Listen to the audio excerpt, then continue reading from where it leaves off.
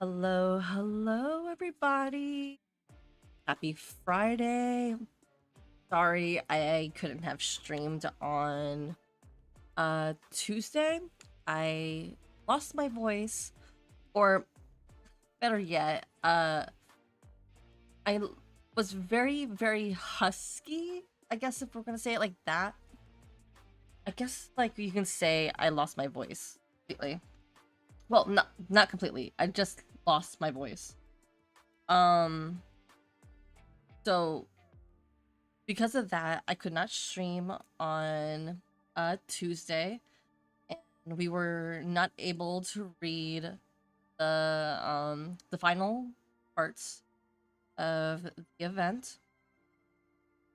But worry not, I did screen record beforehand, before the event ended.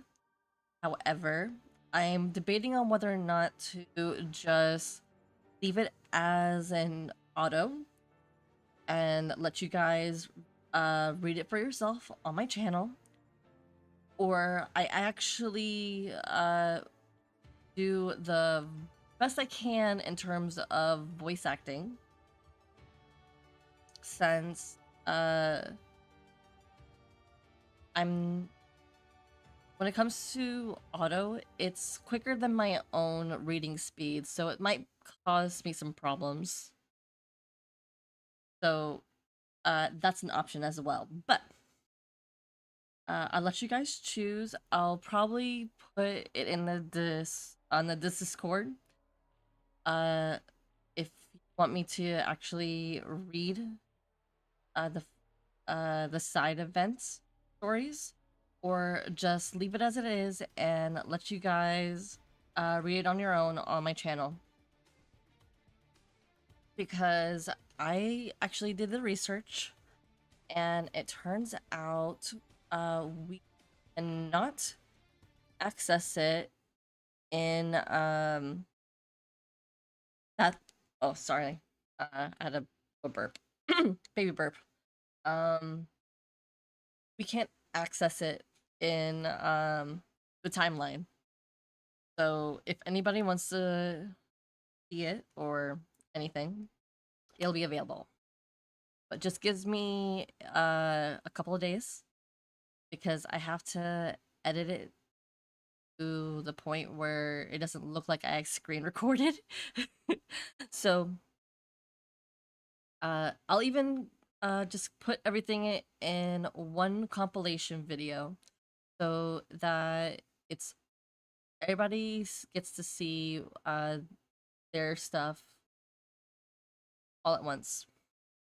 It'll I think for each one, it'll be like a 50-minute long video if I actually look at it. Anyway, we're not here to talk about that kind of stuff though. Let's begin, because today we're going to be reading both Xavier and Caleb's promise cards, and also uh but first I believe we should react to the new birthday trailer that we received for our dear Fishy, because I'm looking forward to that. Also, if anybody wants, and I'll remind you at the end of the stream, or at least I'll try to remember at the end of the stream, but uh, everybody is cordially invited to Raphael's birthday stream, which will start at 12 o'clock midnight um Eastern time, and it will go on till at least I believe 2:30. And uh because I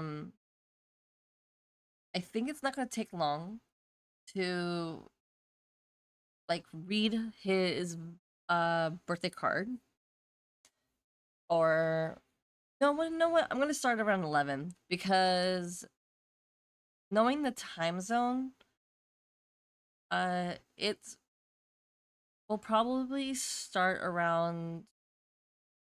I don't really think the time will change right away. So, uh, 11 o'clock is when we're gonna start. So, 11 o'clock my time, which is Eastern time. We're gonna start. Because it's gonna take me maybe an hour to 45 minutes. No, 45 minutes to an hour to read every single event chapter. We're gonna start from chapter 1 all the way to chapter 4, because that's how many chapters I believe there is.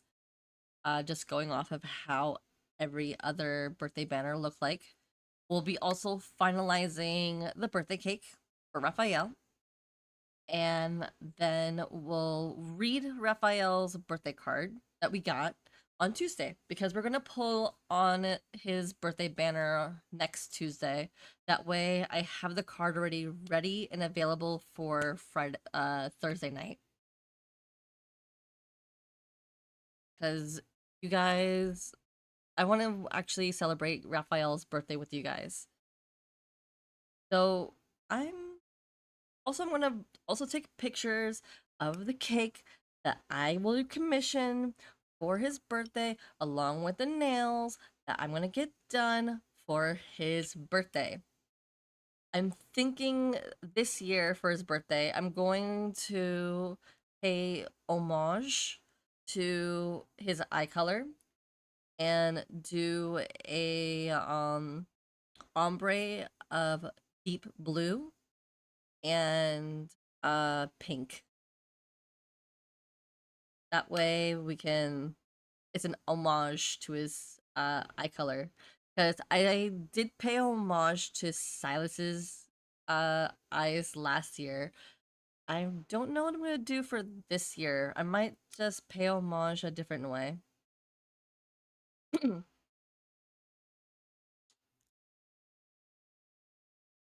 Oh, thank you.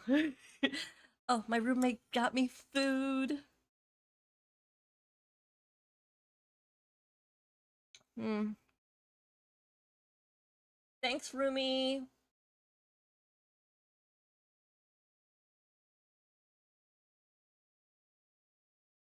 So kind. All right. Time to go to video react. Oops. I want that.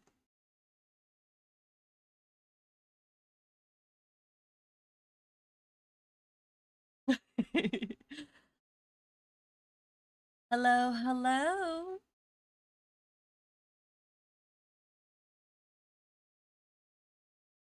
Hi, Cooley. We're gonna watch your favorite voice. I don't know what you mean. It's a little whispery at the moment, and echoey, and husky. Mm.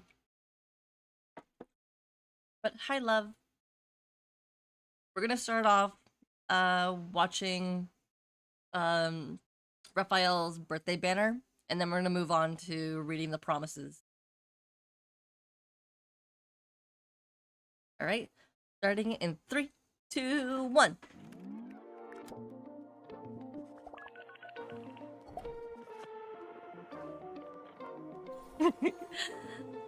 I already saw the trailer and I was freaking out. Oh, Ralphie! Looks like we're not going to get Excuse me, class is still in session. So why are you walking if around? the rumors I'm hearing is correct, we're not getting any birthday class. cards to write to Raphael. Due to the academic fact office is that right. My discipline is too lax. some of the The girlies homework I assigned last cannot, class was, "Write an for excuse the for life your of absence them, that satisfies be me. civil. Since you're cooperating, I won't mark this as an absence. Focus on your work, please. We don't like slackers. Professor Raphael! Reason for absence. To celebrate the birthday of a fishy. That's it? Its tears don't turn into pearls. Oh. Reason denied. And we got those glasses Is the during fishy this you banner. mentioned that important to you? Really? Sweet.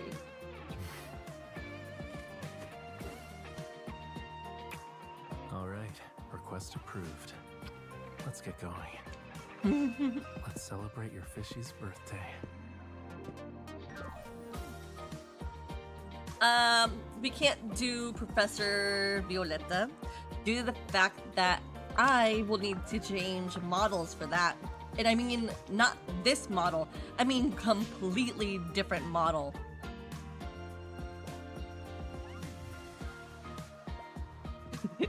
Because the glasses feature on this is doo-doo. Taxes was feeling Yeah, it's very, very doo-doo.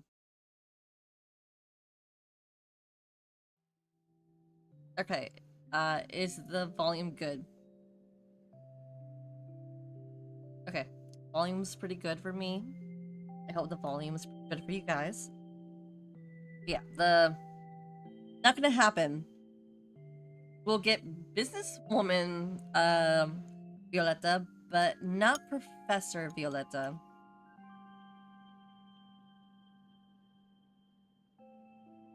Yeah.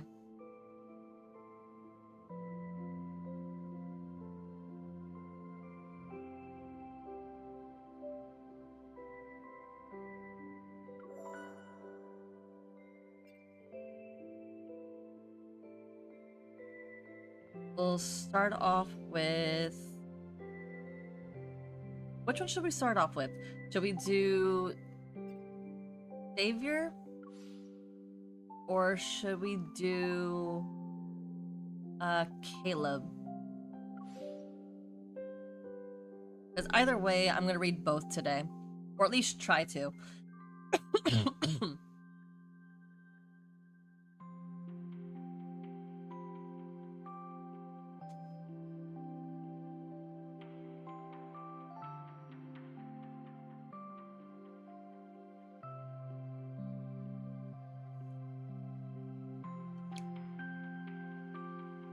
Also, don't mind me.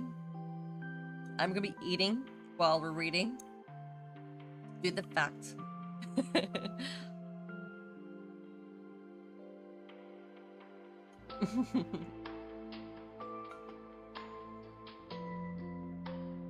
Yeah, don't mind me. I'll be eating while I'm reading. Because, I have to regain my strength because I was sick as a dog these last couple of days. Well, a dog was a little bit more healthier than me. No, I was healthier than a dog. Oh, you poor thing. Well, let me send some of my healing juju, okay? Heal, heal, heal, heal. You will feel better. Heal, heal, heal, heal. You will feel better.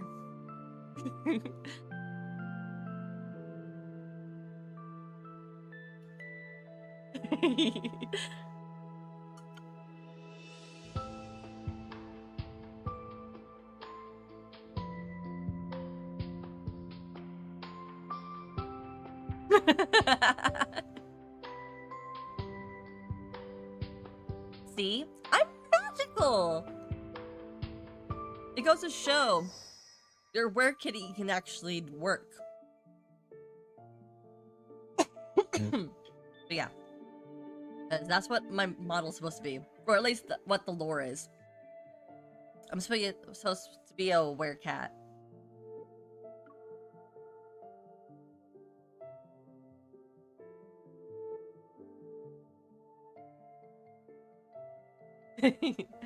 Okay, so Since I can no longer record, but that doesn't mean I won't be able to do the VOD, I will continue from here. And as always, I'm going to say hi to YouTube. Hola mi amores, soy yo, Violeta Kitty, and today we're gonna play another round of Love and Deep Space. Today we're going to read Caleb's promise card.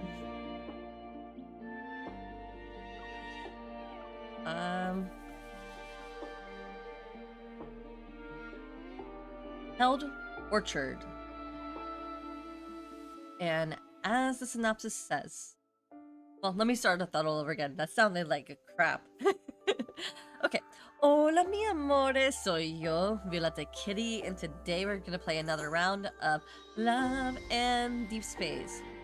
Today we're gonna read Caleb's promise card, Held Orchard. And as the synopsis says, if I hold on to your sleeve, you won't slip away. And with that being said, let's begin in 3, 2, 1.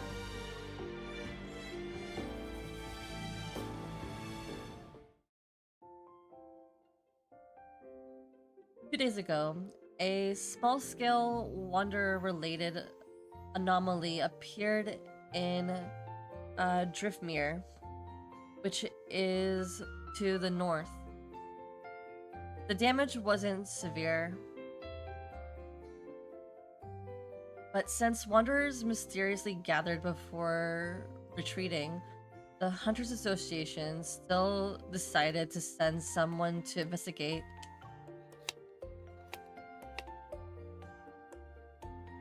Driftmere. Isn't that where you can find snowsheen apples?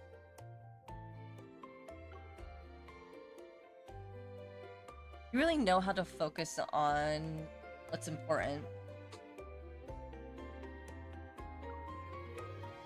In front of the sofa, I put my clothes into my suitcase as Caleb cuts the other 2 apples we have at home.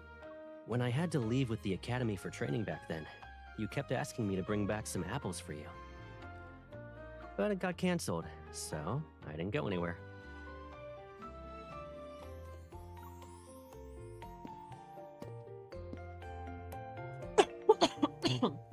I apologize, I'm still coughing.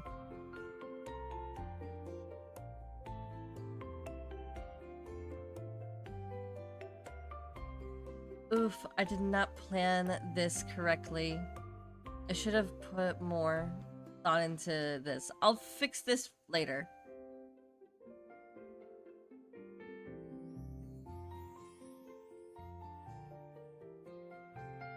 Caleb approaches with the cut apples using a fork to pick up a piece, and then holds it to my lips.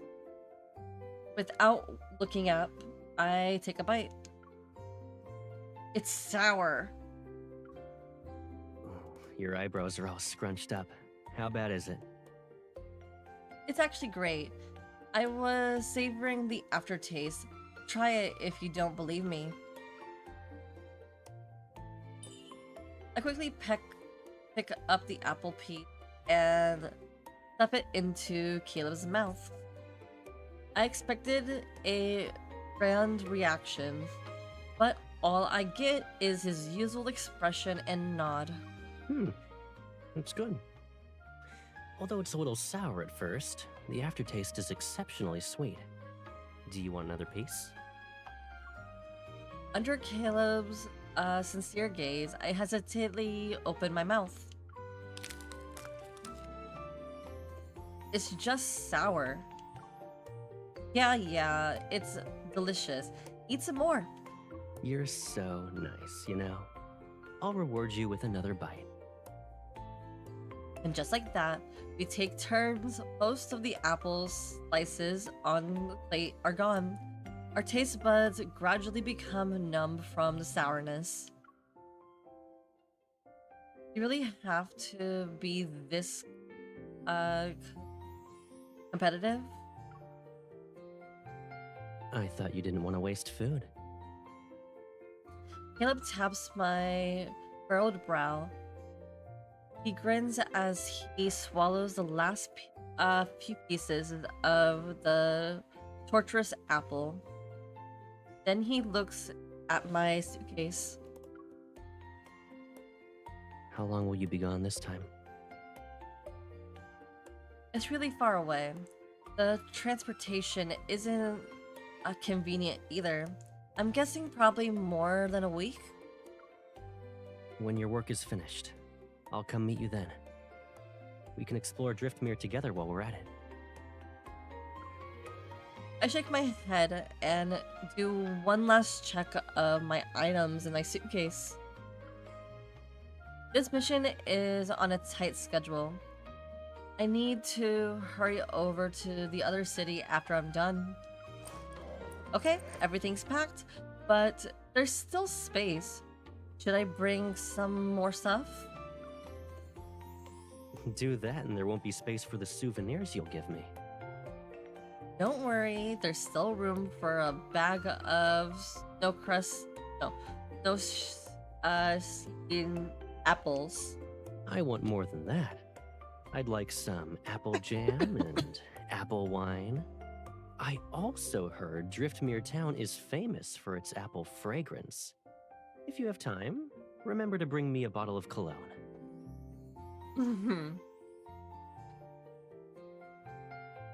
No me gusta the olor de manzanas.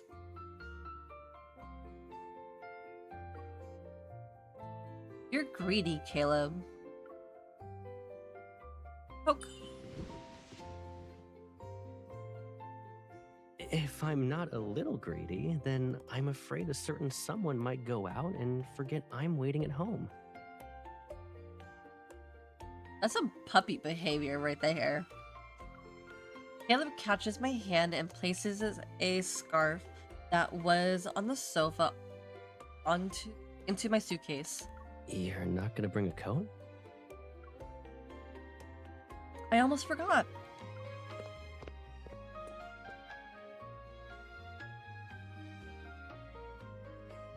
I hurry over to the closet and look at the coat on the top shelf. It's frustratingly out of reach. Slow down. The clothes aren't going anywhere. They can jump high though. I just put it up there when I was organizing the closet. I softly sigh, stand on my tippy toes, and stretch out my arms with all my might. Shouldn't you just ask for help when you're in this situation? Hermano, por favor, me ayudas. Porfis. That's me. That's what I would do. Tío. Caleb takes the coat from the top shelf. His eyes sparkle with mischief as he drapes it over my shoulders. You put it up.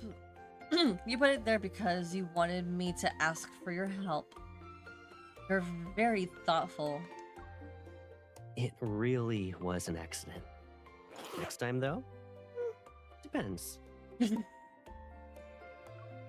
Caleb zips up the coat, and before I can react, I'm wrapped. What? Why is this so fast? And before I can react, I'm wrapped up inside like a penguin, unable to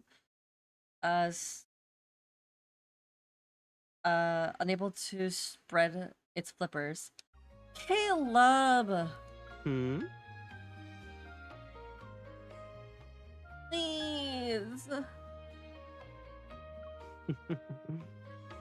Caleb takes my sleeves and ties them in a knot across my chest. Then he pulls me towards him. When we were kids, you'd tug my clothes to make me stay with you for a few more minutes. You did it every time I had to leave. Now it's your turn to stay with me.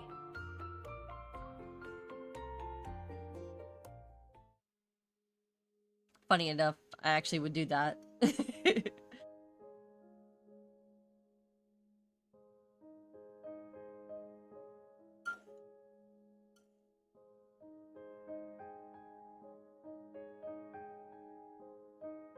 After several days of tracking, the association successfully located the source of the Wanderer's related an anomaly in Driftmere.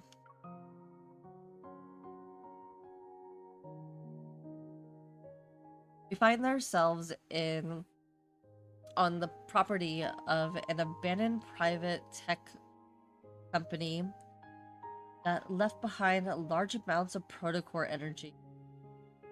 It affected the surrounding wanderers.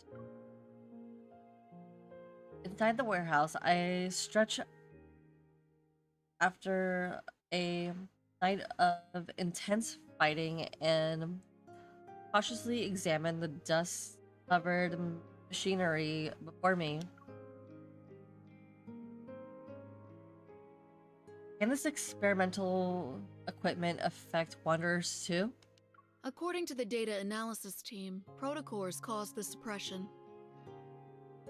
As for the equipment, we should bring it back for an analysis.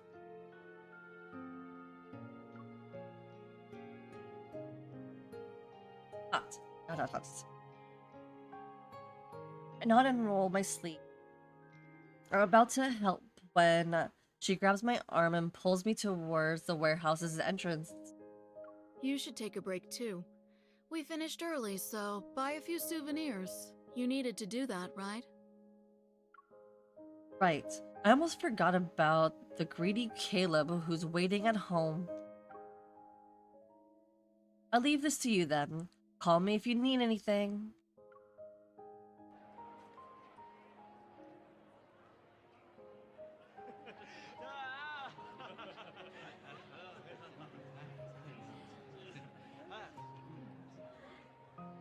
After leaving the warehouse, I made my way to the marketplace in Driftmere town. The cheerful shouting vendors bring some life to the snow-covered streets. At the stall selling perfume and cologne, I choose a bottle and give it to the small. Wait, what? I choose a bottle and give it to the stall owner.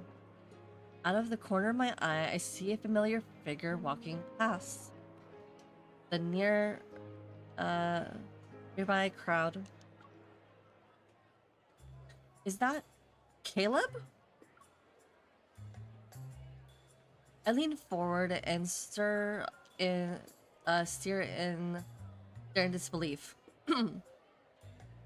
After confirming that it's him, I slip the wrapped bottle into my pocket and follow him.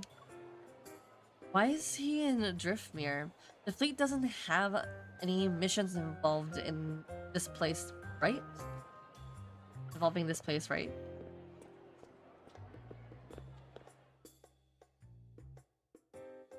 I follow Caleb as he turns into an alley, but it's empty. Where did he go? Are you looking for freshly cut apples or candied apples? Oh dear goodness. Hi, Lena! Ooh, if it isn't our spoopiest lady, Miss Sneakiest Sneakster Ghosty. Damn it. This goober.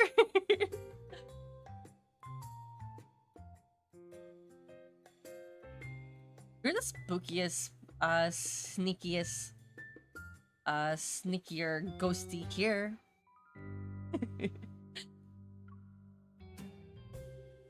I know what? I think I might just save that line. Ooh, if if it isn't our spoopiest lady, Miss Sneakiest Sneakster Ghosty. He's a goober. But we love him. I pretend to browse before taking the apples from Caleb's hand. I'm not choosing. I want all of them. You're so greedy, but you still missed the most important one.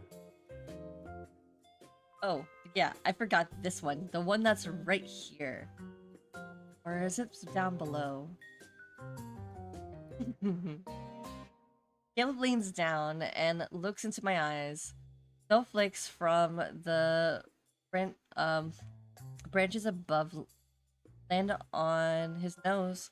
I gently brush it away. Are you talking about the apple-flavored Caleb? Isn't he always been mine?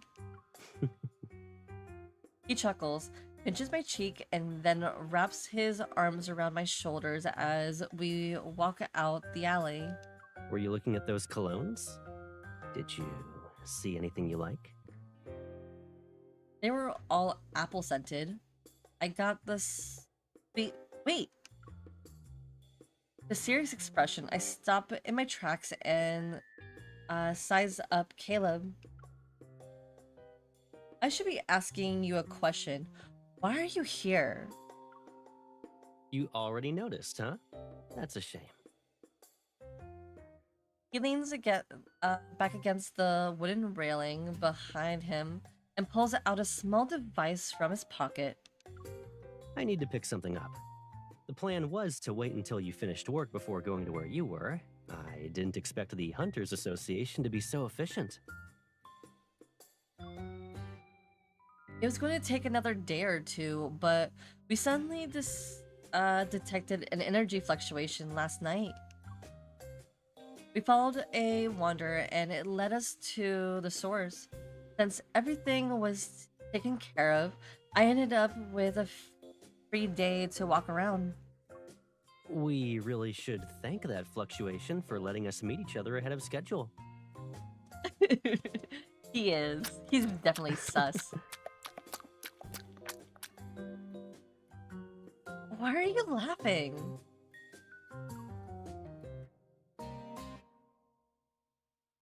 I follow Caleb's gaze, look behind me, and lock eyes with an alpaca that's happily chewing on my apple. Damn it. Huh? My apple! The alpaca smugly takes another bite and even tilts his head. Excuse me. I'm still not over being sick. Nuzzles my hand. At least you have manners. Since you ate my apple, let me pet you a few times. I eagerly reach out, but before I can get closer, it turns its head and dodges. Congratulations on 5 days straight.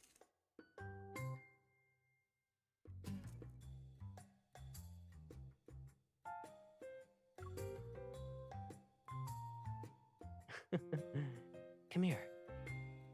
Caleb raises his hand and bows his head towards the alpaca. Why does it move when you pet it? Why doesn't it move when you pet it? The alpacas in Driftmere are used to tourists. They know they'll get food when people bow. So, bowing before petting the alpacas is a local custom. Try it. Caleb takes my hand, unsure if he's telling the truth. I bow before the alpaca. It nuzzles me. So, it's soft fur. Huh? You're not letting me pet you anymore? I tilt my head and bow twice once, only to helplessly watch as it walks past me, The alpaca nuzzles Caleb, who's holding an apple. I guess it still prefers apples. Hmm.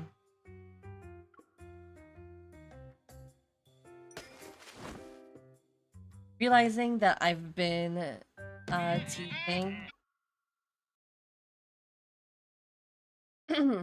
Realizing I've been teased by Caleb again, I pounce on him. The apple falls and lies scattered on the ground.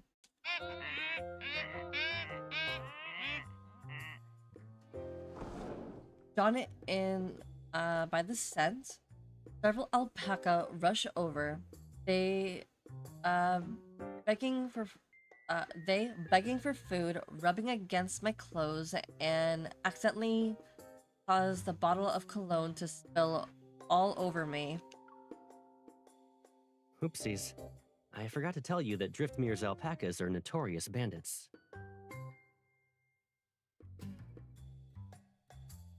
Oh, Caleb, you are sus as a cat.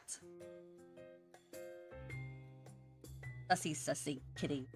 Or puppy. Sussy puppy? Yep, sussy. Quick, give me your hand.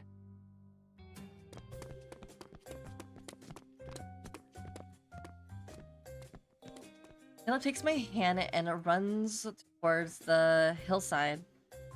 Our footprints trail behind us in the soft snow. And more alpaca hooves prints appear right behind our footprints.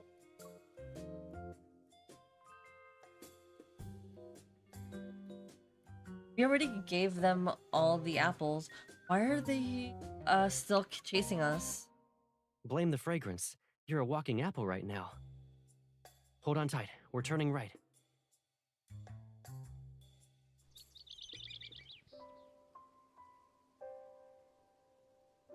We finally shook off the bandits.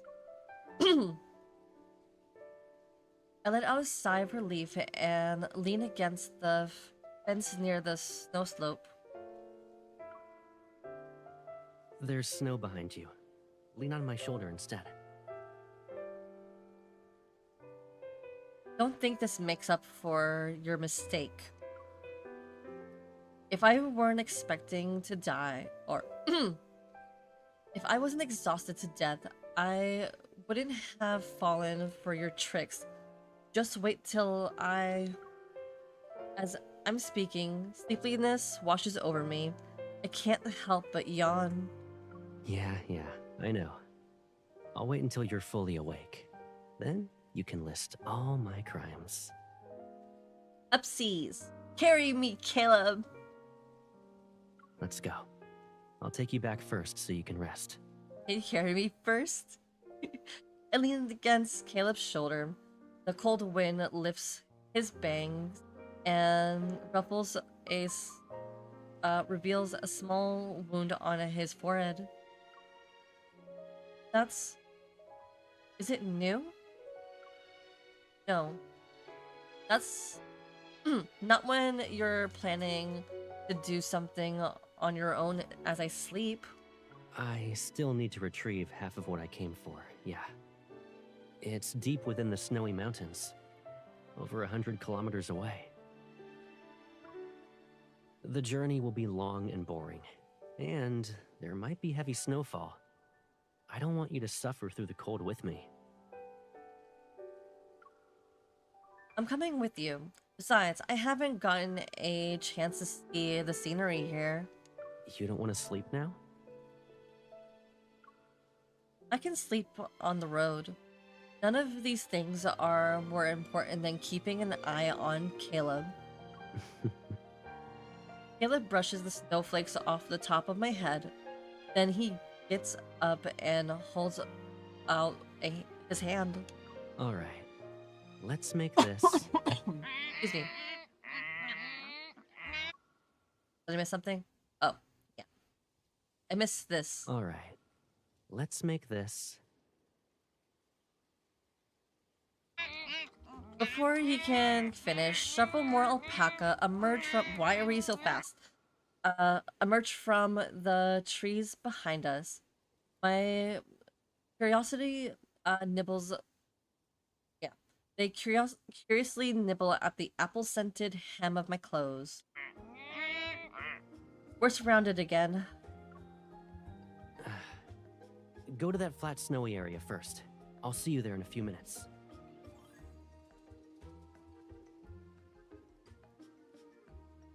Minutes pass. I struggle to make my way to the roadside as the alpaca escort me.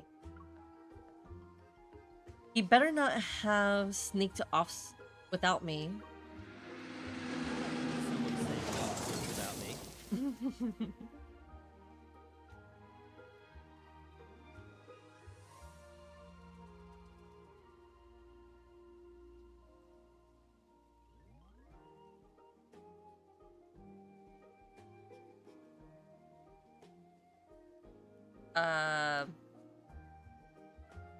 I don't know what that part of the chat was, but okay.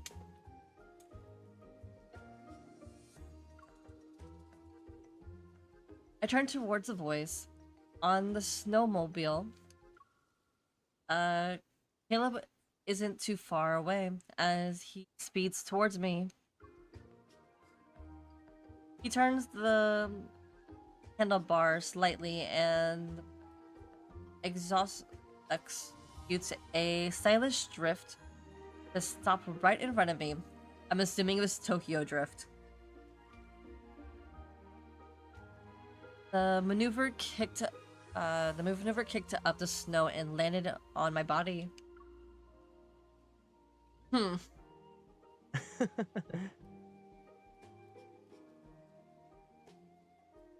you guess what I'm thinking right now? Caleb holds back his laughter and wipes the snow off my face. Caleb, I'm adding reckless driving to your list of crimes. I huff, sit behind him, and wrap my arms around his waist. That's right. So your punishment will be not to leave my sight from now on.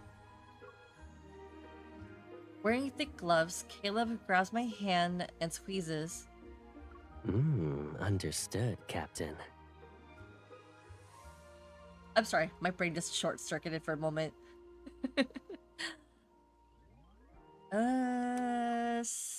Save. No one judge me!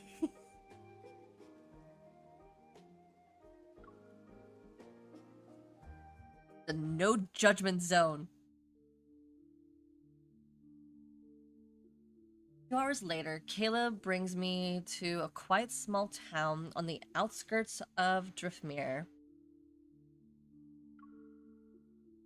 Hiding amongst the snow-covered valleys is an abandoned research facility.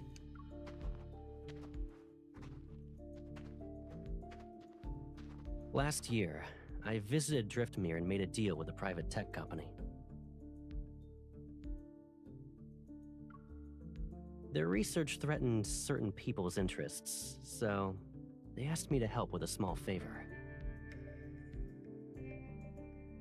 They were too cautious, though. They split one small thing into 2 halves, which forced me to go on another trip.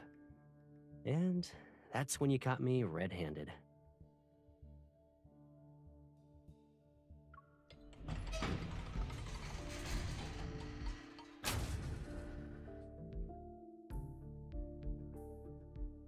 Caleb pushes open the heavy iron door. One hand protects my head while the other holds my hand as he leads me into the narrow, low corridor. Will this trip be dangerous? Will you get hurt? He huffs. He ruffles my hair. Don't I have my... He ruffles my hair, and the dim light illuminating the corner of his mouth that are slightly upward. Captain with me right now?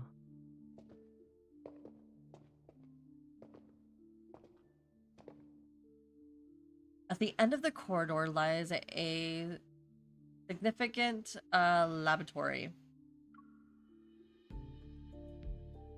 I'm right behind Caleb as we head towards the main entrance. Then an invisible barrier stops me. You can go in, but I can't? Why? There's a biometric authentication process. Stay still for now. He reaches into the door frame gap. After manipulating several components, a holographic screen pops up on the barrier. Intruder detected. Self-destruct sequence has been initiated. 3. I knew it. Can I go in now? I extended my hand, but I'm bounced back once again.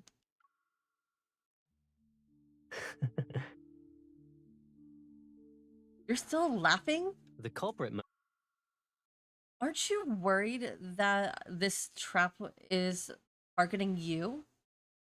must be really nice since they set up an obvious one. Relax. Remember how I used to braid your hair when you were little? Dealing with this kind of security is easier than that. I'm still not okay with this. Come back. Maybe there's another way. Before I can continue, Caleb crosses the barrier and walks in front of me. Uses his body to shield me from the unknown cold space ahead. He takes out a communication device and leans down and to place it in my ear. 1 tap lets you talk to me. 2 taps will show my location and the map of our surroundings. I'm not going in alone. I hope my captain can stay outside as backup and guide me to the exit in a bit. Swear to me that you won't get hurt. Caleb swears he'll appear before you completely unharmed when the countdown ends.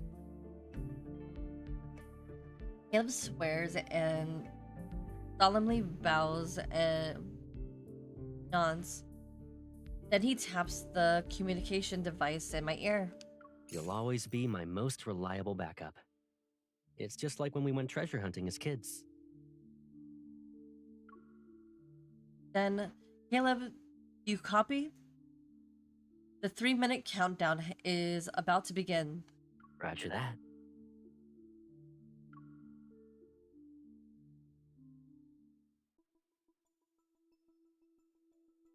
Two minutes later, the laboratory shakes slightly.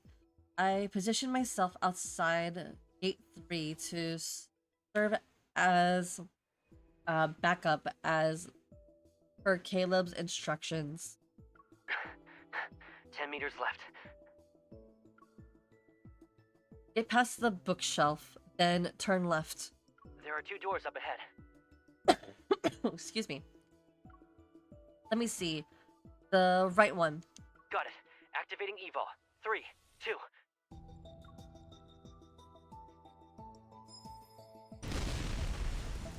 Of course, explosions.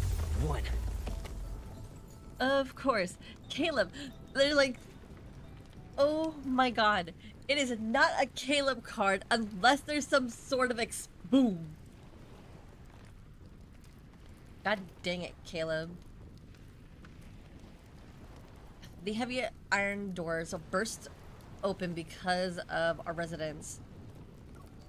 At the end of the countdown, he leaps over the collapsed equipment as promised. He rushed to take my hand and we run. No berries. The abandoned facility. Amid the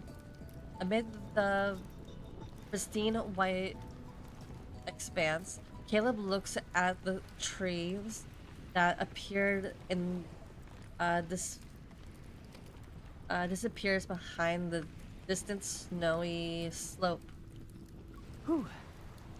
Maybe we'll find real treasure there. Something worthwhile.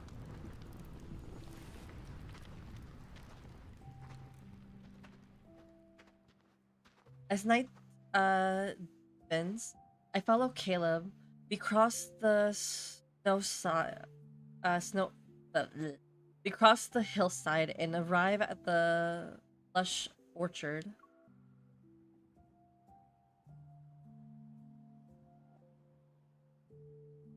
What a rich apple scent. There are online ads talking about orchards where you can pick your own fruit. They're all near Driftmere Town, but this one is the birthplace of snow-sheen apples. The area is vast, sparsely populated, and the roads are difficult to traverse. I didn't think we'd find it.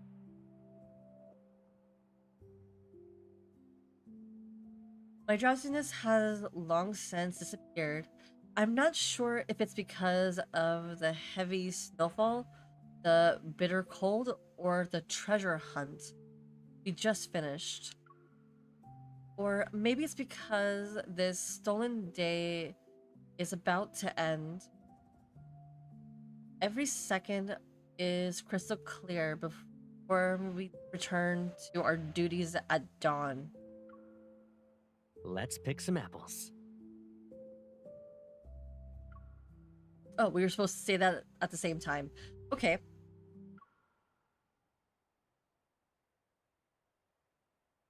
Let's pick Let's some pick apples. some apples! I couldn't do it. Our words slip out at the same time, and I pull Caleb towards the gate. However, do doors have a grudge against me today? People who want to pick apples on a snowy night are probably something it didn't expect.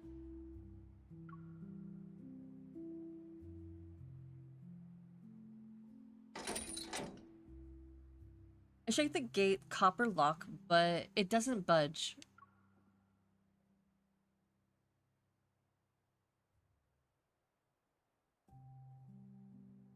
The advertisement said it was open 24/7. Over here.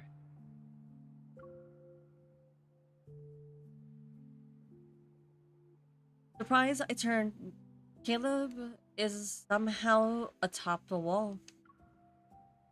Under the moonlight, amid fallen snow, he leans down and reaches out to me.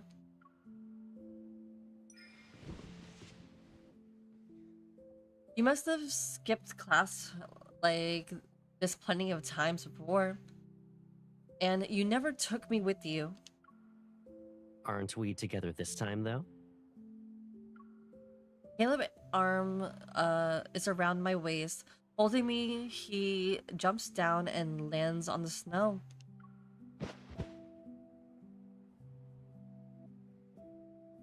These trees are tall. Is there a ladder around here? In situations like this, usually you'd... Me. Caleb tilts his head and looks at me. His expression is the same one he had when he stood in front of the closet a few days ago.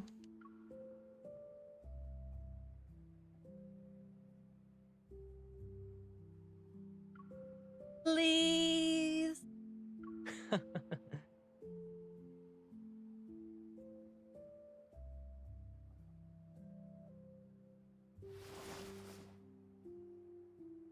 Caleb suddenly Caleb supports my waist and lifts me up. He lets me sit at an angle on his right shoulder. I thought you were going to use your evol. Evol can only pick apples. It can't feed them into my mouth, you know? Sly. Of course. Greed is still the essence of your true nature. After picking a few more apples, Caleb sets me down.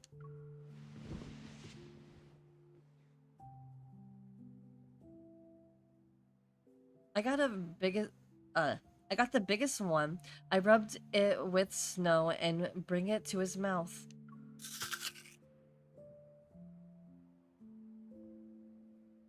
That was a disorienting sound. ASMR. Okay. Isn't it delicious? I was very careful about my selection. It's sweet.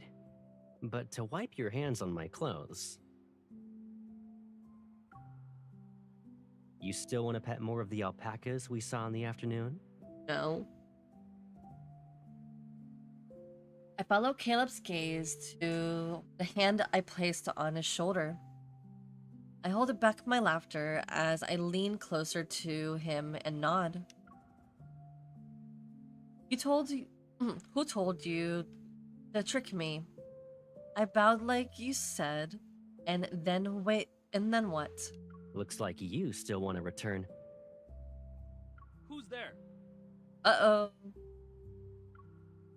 10 meters away, the patrol searchlight is moving quickly. I pull Caleb down and crouch behind a tree. Unexpectedly, the heavy snow on the branches come tumbling down. 2 snowmen are created. I hesitate about whether to I hesitate about whether to explain myself, but Caleb picks up an apple and places it on my head. Huh? Shh, he's coming this way. Everything's around us is silent. Seemingly afraid of being discovered, I remained perfectly still with the apple on my head. Suddenly, a warm, soft sensation lands on my cheek. Return gift. The apple on my head rolls to the ground because of our playful movements. As snowflakes fall, Caleb removes the fine snow from my face.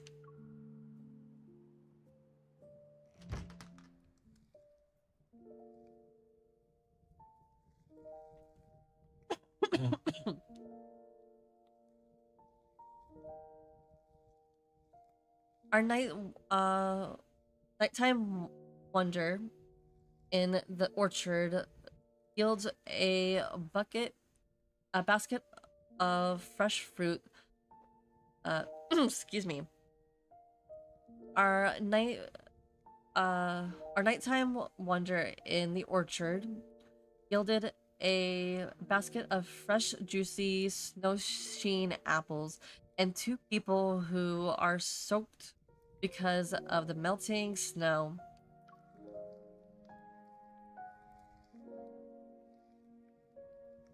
We settle the bill with the orchard staff and have our apples packed. Then we find a nearby guest house. Warmth washes over us as soon as we close the door. My clothes are practically ice. Change by the fireplace. It'll be warmer.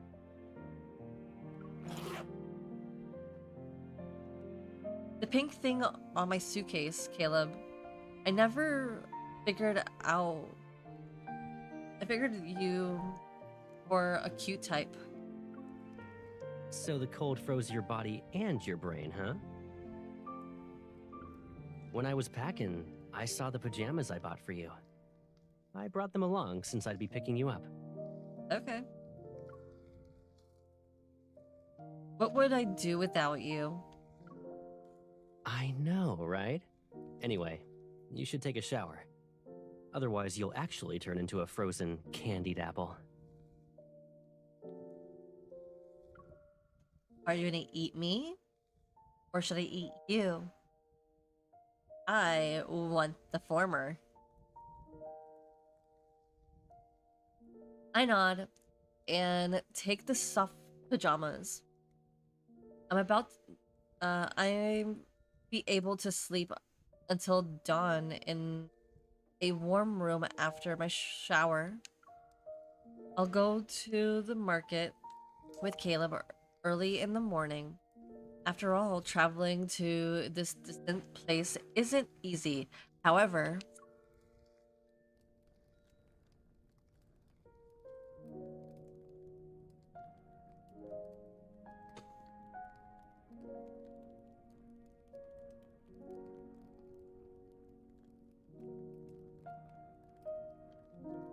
on the carpet in front of the fireplace, I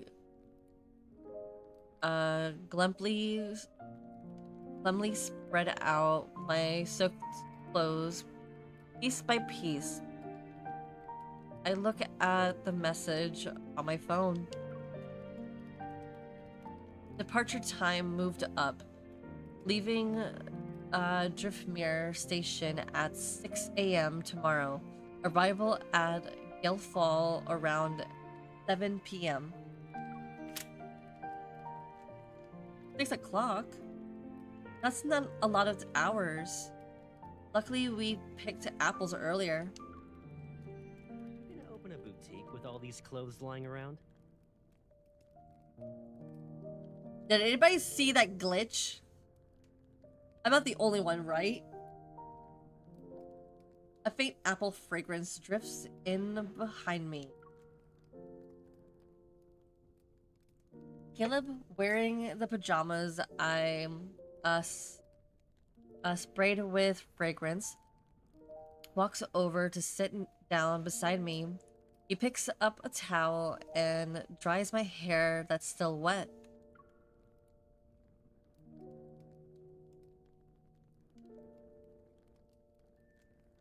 I'm commemorating our dear Driftmere trip that's about to end.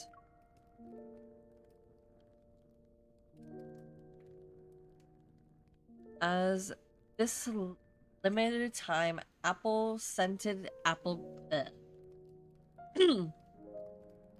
and this limited time apple scented Caleb from the snow. Sleepiness washes over me again. I rub my eyes and yawn.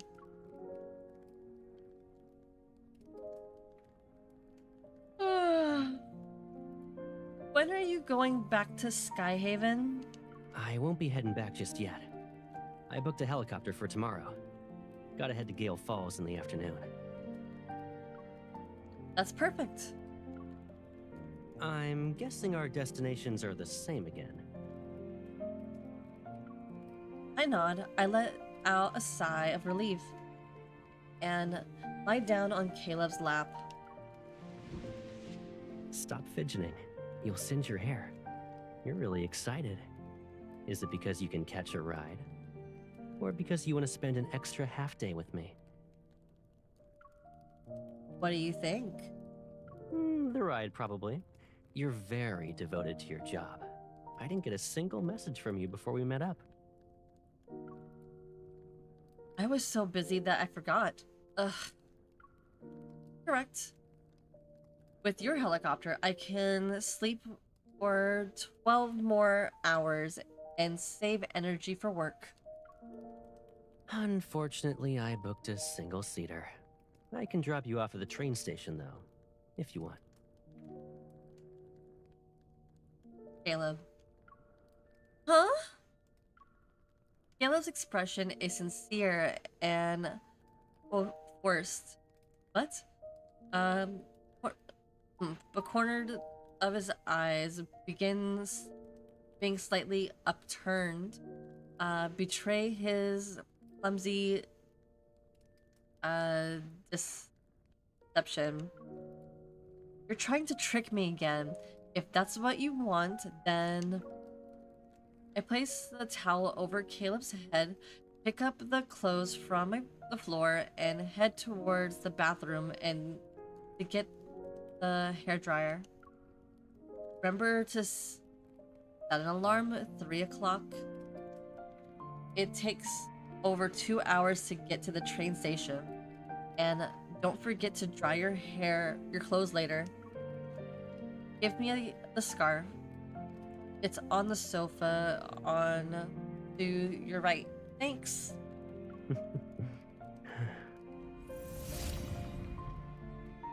closet in the clothes in my hand fall to the ground. The hairdryer is broken. You think I'm that easy to fool? Caleb chuckles as he grips my waist and lowers his head. He looks into my eyes. Do you know why I've been teasing you all day? No. You can barely keep your eyes open because of how tired you are. But you insisted on coming along since you couldn't bear to say goodbye. It's hard to not do some teasing. Caleb gently touches my nose. I think you're the one who can't bear to say goodbye. Pretend it was a chance encounter. Prepare clothes to in advance. They match too.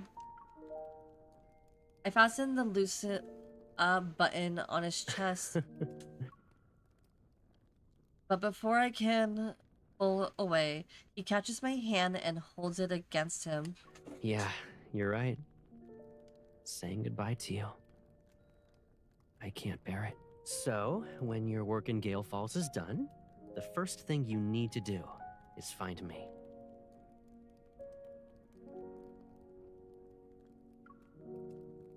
You went through all the trouble just for that?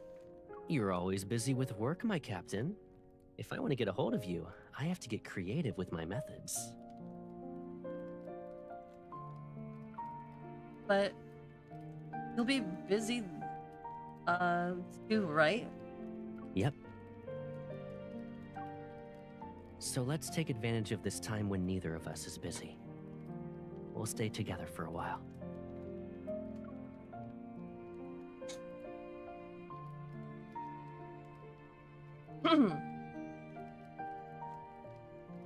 Not giving me a chance to even resist, Caleb gently pulls me into his embrace. His damp hair brushes against my slightly red ear. I lift my head and let him rest on my shoulder. The sweet apple scent lingers on our pajamas that are pressed together.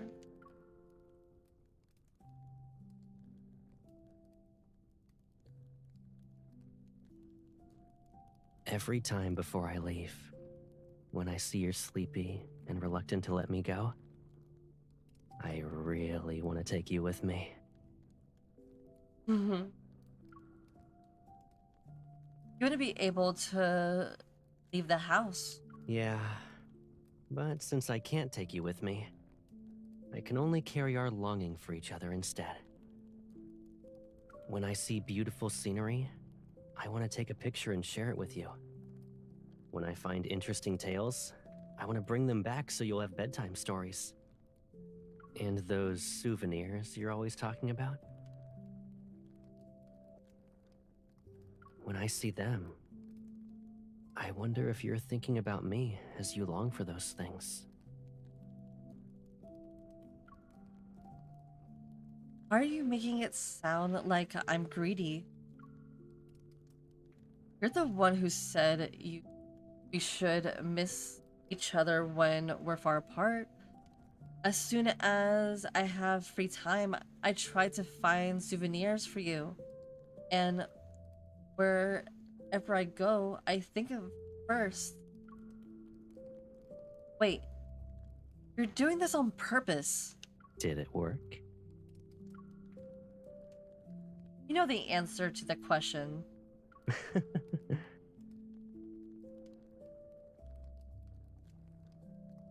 The pajamas don't really necessarily match, but we'll get to that in a moment. Caleb nuzzles my face. Water droplets fall from the ends of his hair and dampen my collar. This is my only dry set of clothes. I'll take care of it. Caleb presses me against the sofa, raises his right hand and catches the hairdryer that flew from the bathroom. Isn't it? It's working again? The person I want to stay with is here. I don't need to be greedy about everything. At least, not until you regroup with your team in Gale Falls. The lights from the fireplace is reflected in Caleb's eyes. It melts away thoughts of distance unknown and the reluctant say goodbye bit by bit. He caresses the area around my heavy eyelids, picks me up, and walks me into the dim lit bathroom or bedroom. Drowsiness spreads amid a fruity fragrance and warmth. With my last bit of consciousness, I gently tug Caleb's sleeve. Sleep. You're holding my sleeve. I can't run away even if I tried. Oh. Oh my god, that was so sweet.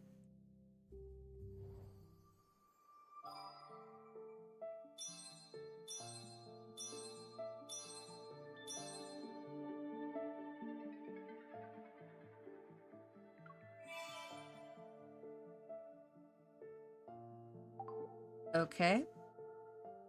And just like I promised before, not like anybody really cares, but it's time to watch Caleb work out.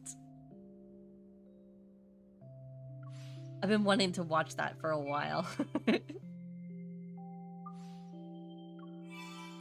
Because I still have to eat my food that I have over here that's gotten cold. So I think 5 minutes.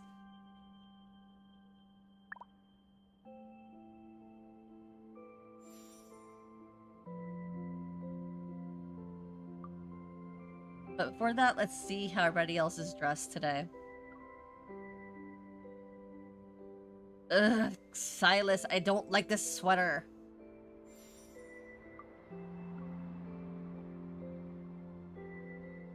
Oh, he's dressed so nice.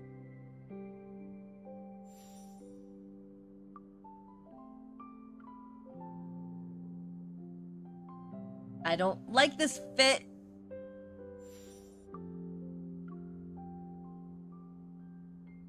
I don't like this one either. Very normal of you, Rafi.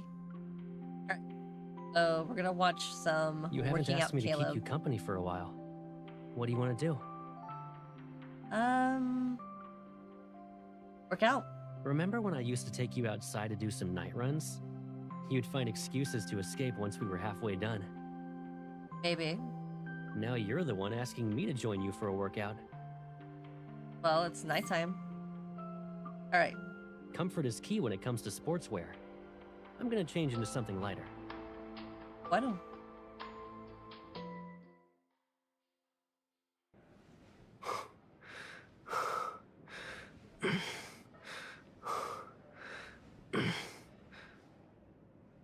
Wait, which position? That's the position right there.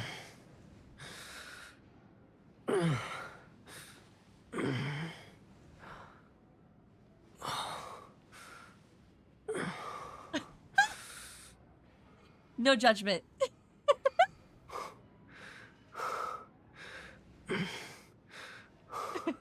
Tyler!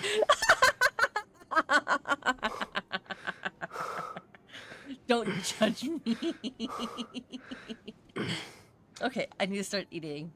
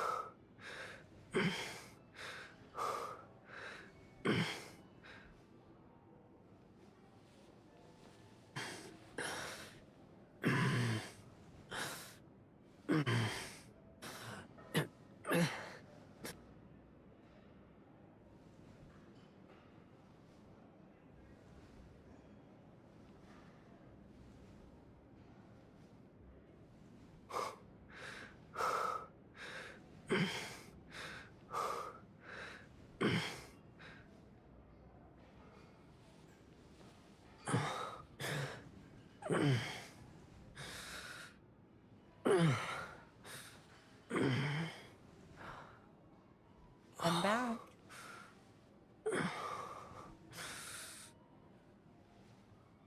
Best view ever.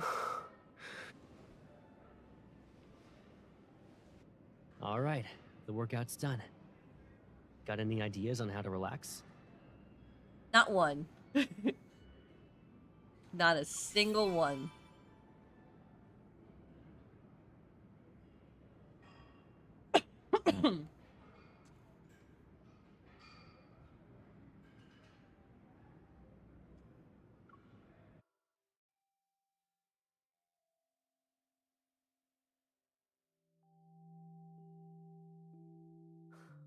What did you secretly put on my head?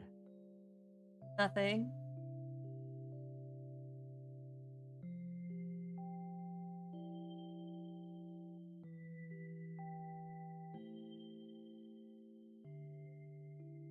Oh, his ears are turning red. Oh, my sweet puppy. You know my body just as well as I do.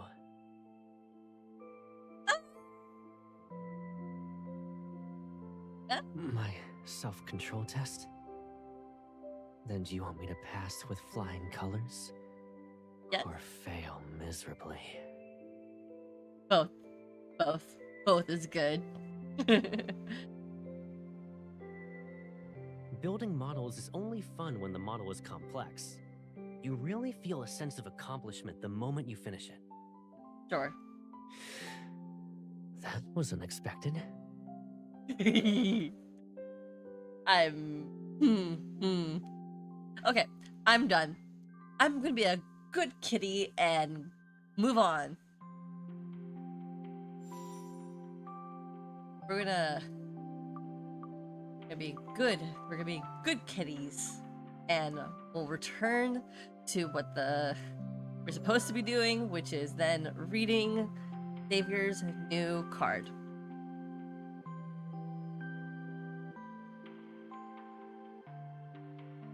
Because we're all good, okay? Right? We're all good. We're good kitties. We're not naughty.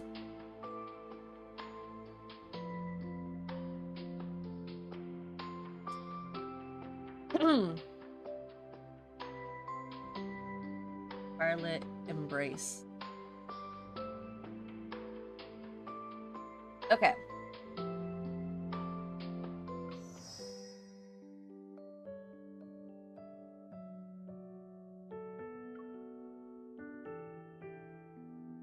Like always, I will be getting this from the VOD from now on. So, let's begin. Hola mi amore, soy yo, Violeta Kitty, and today we're going to be reading another round of Love and Deep Space. Today we're going to read Xavier's promise card, Scarlet Embrace. And as the synopsis says, because of one mission, I somehow ended up as Xavier's special hostage. With that being said, let's begin in 3, 2, 1.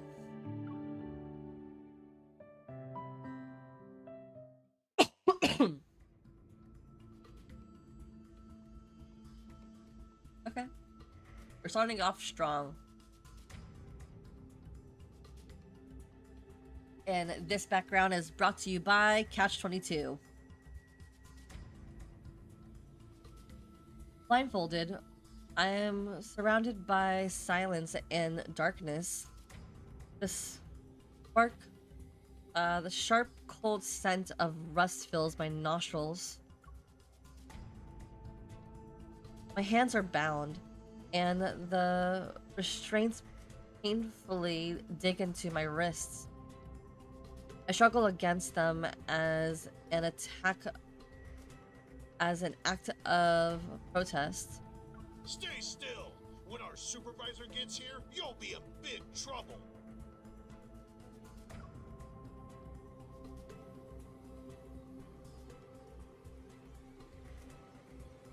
A smuggling ring acting this bold. I'll try all you. I'll take all you down eventually.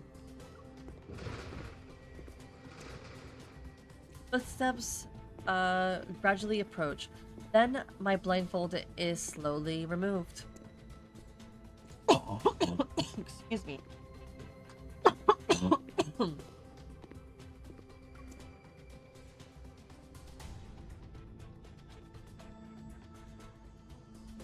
Caught you.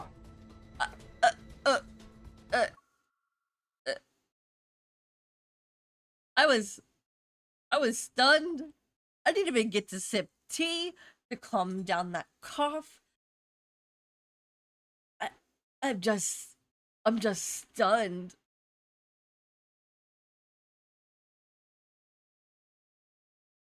Xavier, why do you gotta do this to me? You're too hot for this shit. I mean, stuff. We're not cursing. We are a PG-13 channel. I can only curse so many times. Silence! No!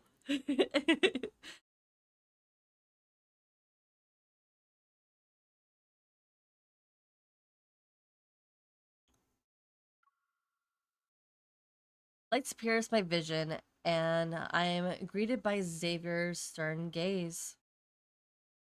Caught you.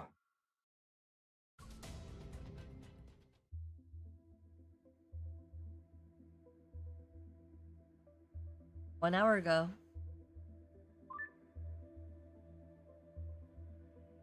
I'm in position. You can send someone to capture me now. You triggered the alerts from 10 different surveillance systems in sequence the moment you showed up. It was an impressive show. We should send the footage back to the association so it can be used as a training resource. Thanks, but that won't be necessary. Let's round up these shatter blades first. I can't believe they kidnapped so many technicians to deliver dangerous protocore weapons.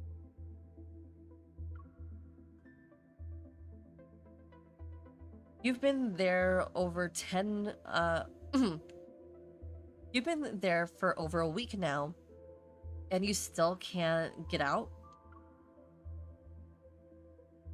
Once we're identify the transport schedule and routes for this dangerous medical materials, we'll move and rescue the hostages. But this allows you to come to my side.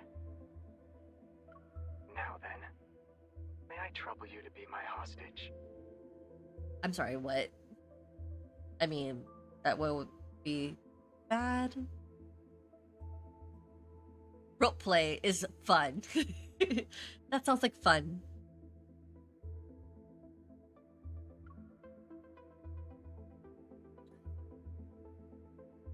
And you won't seem the least bit sorry? Don't worry, I can handle this. And don't forget the additional hostage guidelines. Use words instead of force whenever possible. However, show no mercy once force becomes necessary. In other words, be flexible when the situation calls for it. I'm curious, Savior, what will you be like as a villain? You'll find out soon enough.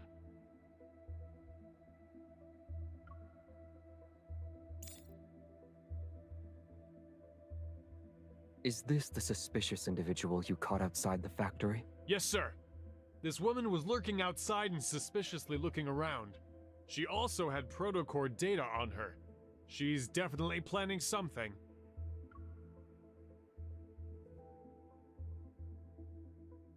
You're more suspicious. You're clearly up to something behind these rundown factories. You know too much. That's all the more reason for us to keep you here. I don't know how to feel about this. We do welcome talented individuals to show off and make a small contribution to our protocol research, though.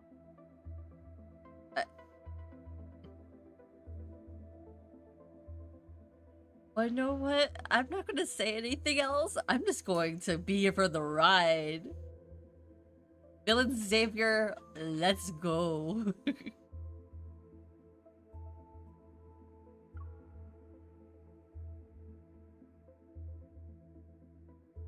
I don't... If someone was reading this out loud, I would be on cloud 9. I need to focus. Violetta needs to focus. The skills in saying outrageous things with a straight face, I have improved. Capturing me is pointless. I'm an ordinary technician. Xavier flips through the research materials we prepared in advance as he walks towards me. Is that so? But this research isn't something ordinary people would have. I was able to achieve this results because I have good partners. A good partner. He glances at me before folding one of the documents into a paper rabbit. Unfortunately, he's not here right now. You have no choice but to stay here, and you'll be following my orders. No, I don't think so. Xavier flips the paper rabbit ear. Oh, flicks. You can flick something on me too. You know what? I'm actually enjoying this. Xavier flicks the paper rabbit's ear, and I understand the signal. I raise my voice. I won't stop down your I won't stoop down to your level. Xavier leans and deftly unlocks my electric handcuffs. You don't have the right to refuse anymore. Hi, Kook.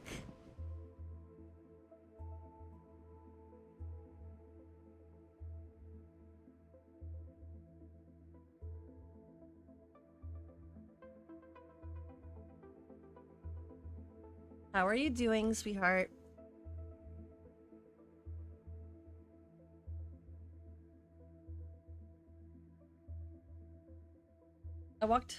He walks towards me, grabs my hand, and leads me out.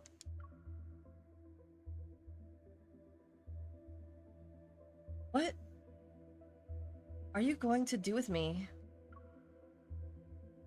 Oh, I'm doing fine. Apparently I caught a cold, and I'm still kind of suffering from it. I'm only left with the residue of like a cough, but I did lose my voice earlier this week, so that's why I couldn't stream earlier, like on Tuesday, like I normally do.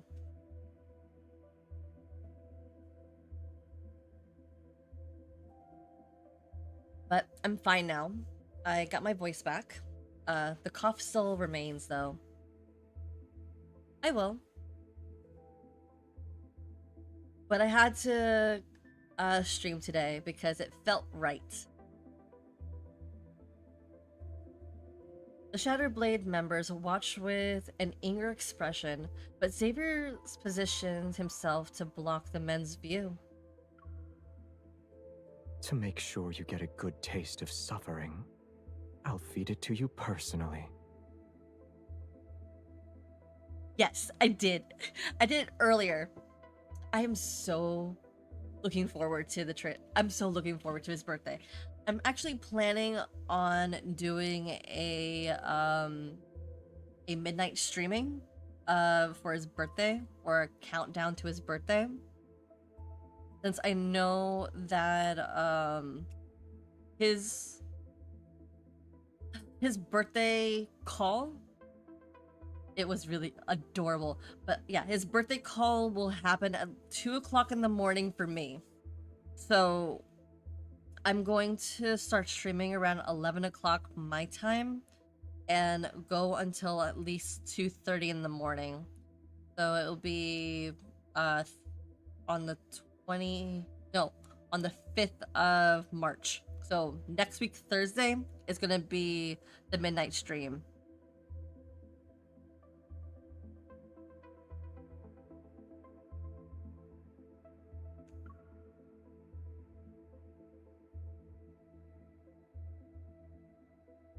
In the dimly lit room, only Xavier and I remain.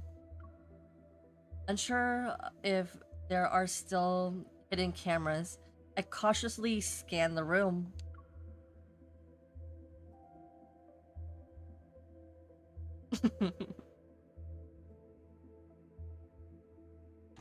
Yeah, I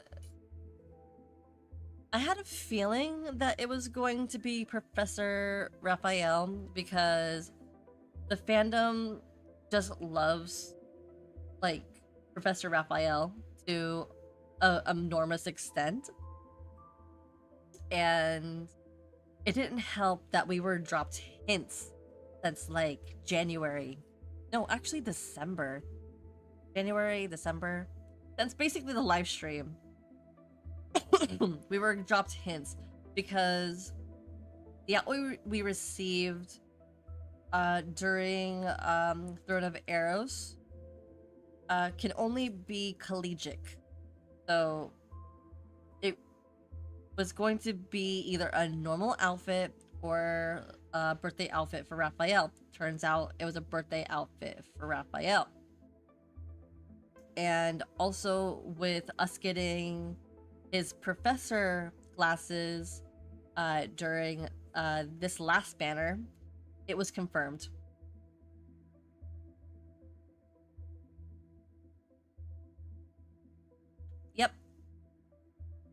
I heard that and this is only allegedly, every single birthday banner that's gonna happen this year will have something to do with the anecdotes.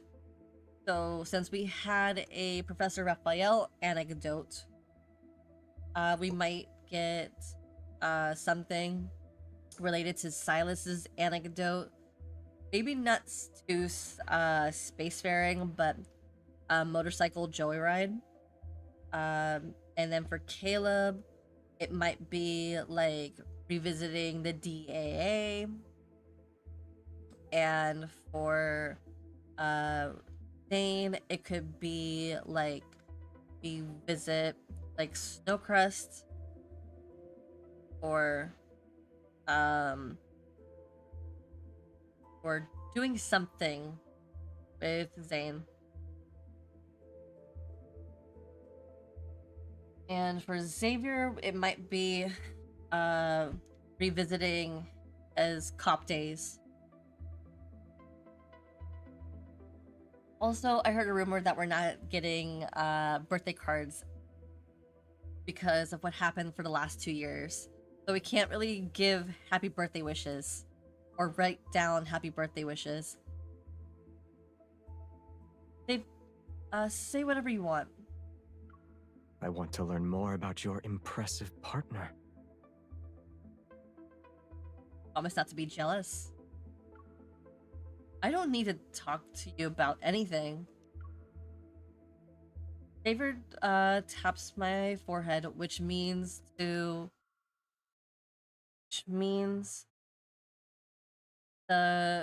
coast is clear. Only then do I relax.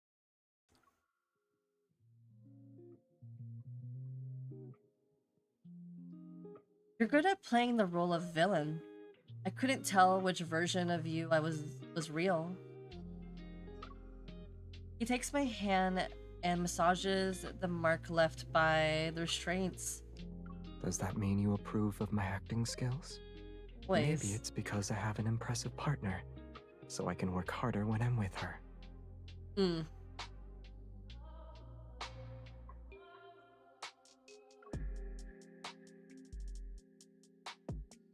Xavier leans in. His fingertips brush the past my waist to circulate,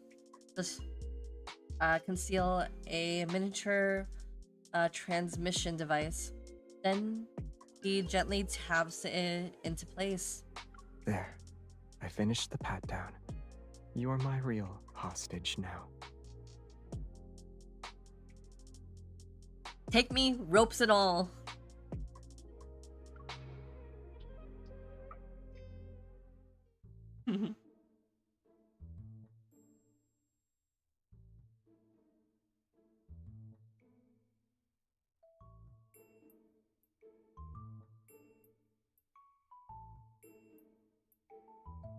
Oh, well,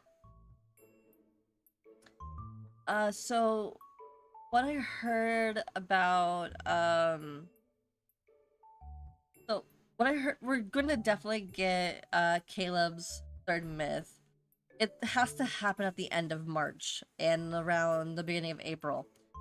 And I'm looking forward to that because that's around the time of my special day.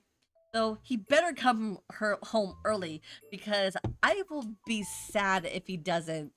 I want him in the first 50 pulls. I want him to come home. I want Caleb so bad.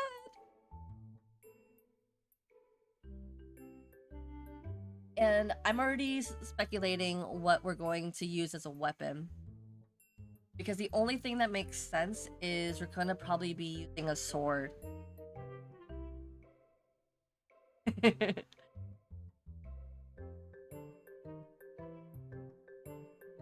Thanks. I mean, I really, really want Caleb to come home. Because he actually came home both parts during the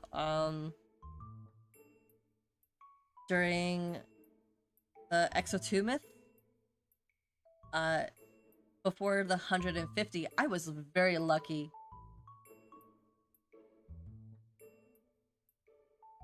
But everybody else didn't come home. The only ones I was very lucky to pull on were Exo2, and that's it. Xavier came home in the crate.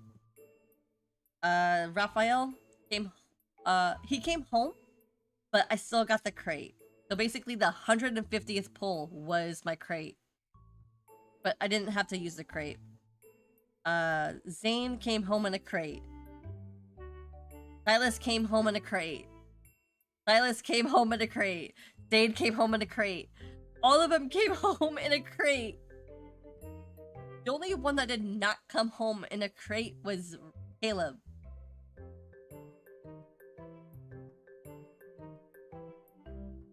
Yeah.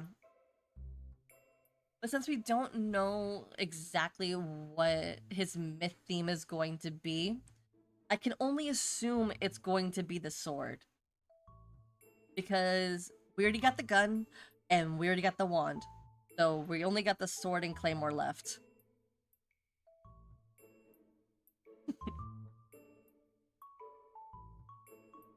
Oh yeah, definitely hard pity. And I'm trying to save my pulls. So hopefully I will be able to lower my pity for the myth banner because of Raphael's birthday.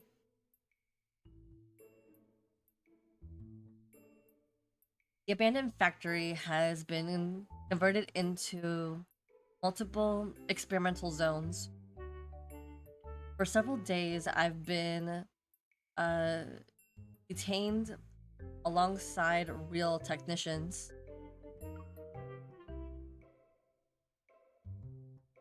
To ensure nothing goes wrong, this mission is the highly classified.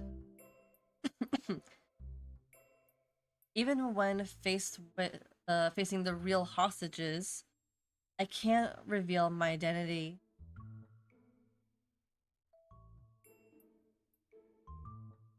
At the crack of dawn, Xavier appears right on schedule.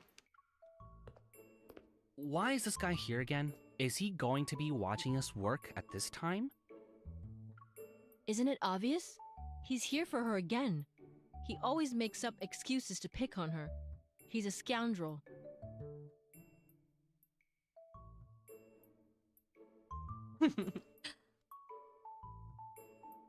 Yeah. No, like seriously, that was the same thing that happened to me. I was sent to hard pity for all of them, except for Caleb Exo2 Myth, and it was a nightmare. I wasn't trying to spend any of my diamonds or any of my wishes. That was only the plan. Hopefully Caleb, and this will be a prayer sent in advance to the Gunnar and Gotcha gods, please give me Caleb within 50 pulls. Because I want Caleb, both his cards. Because I actually do want, I do want his card.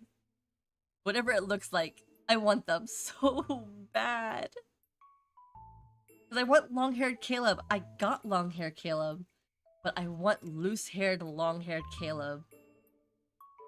I want to braid his hair too. All of their hair.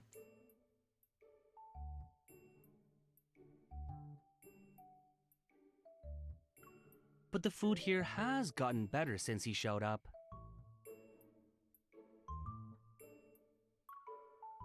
Wait, I feel like I missed something. Isn't it obvious? He's here for her again. He always makes up excuses to pick on her. He's a scoundrel.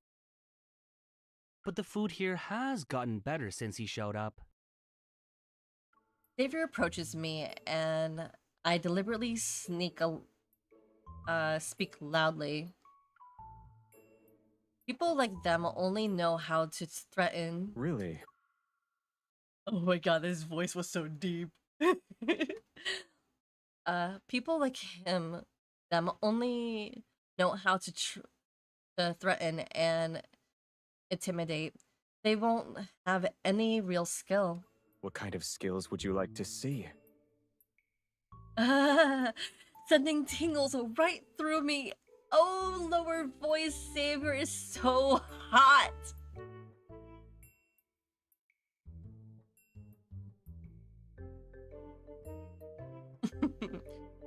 Oh yeah, definitely. So I'm looking forward to the sixth ally. I want him so bad. And I'm ready. I did not use my blue wishes on my sixth ally account. So I don't know how much I really have in general. But I am ready for those pulls. Also, I don't know how to feel about the sixth ally. Because once he gets introduced, he might, like, knock everybody down a peg.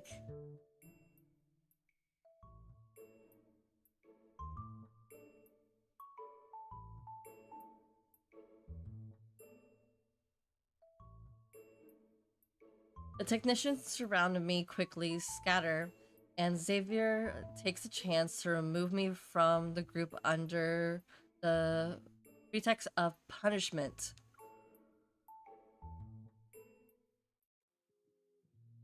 Why do you have to be loud when you badmouth others?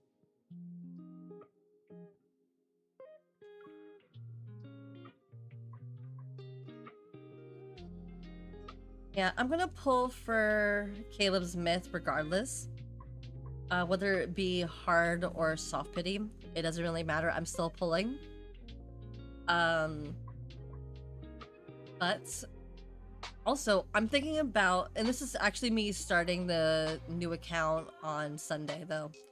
How do you handle 6 accounts? That's what I've been wondering, Luke. I've been like, I know that you have 6, but how do you handle 6 accounts? Because there's times when I can't even remember the 4th one. So 5 is starting to feel like I'm pushing it. How else can I make the supervisor angry enough to get some alone time with him? I scan my surroundings. Once I've confirmed that no one is watching, I give him a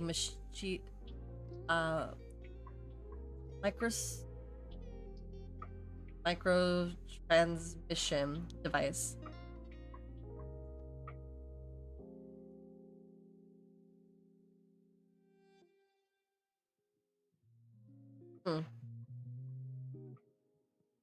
But how do you manage 6?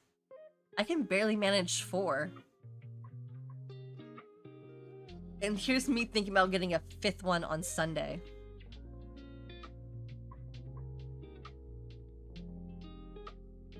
And most of the reason why I need a 5th one, I'm not even going to get a 6, is because I'm trying to save as much money as I can this year.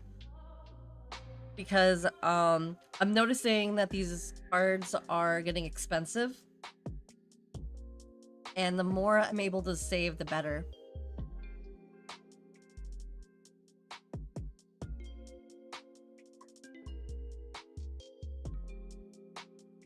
The question is, who am I going to give the 5th account to? Because at this point, the main account is going to be just Caleb focused mostly. But then I have to split the attention between Silas and Zane.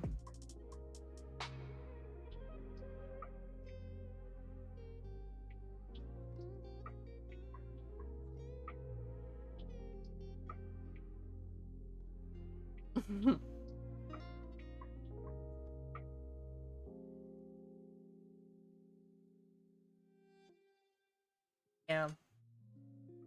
I mean, even though I have like a job, I'm able to keep up with the 4 accounts. But I feel like if I get a 5th one, I'm just pushing it. Because I've came to realize even with the last banner that we just finished, I literally just finished everything yesterday.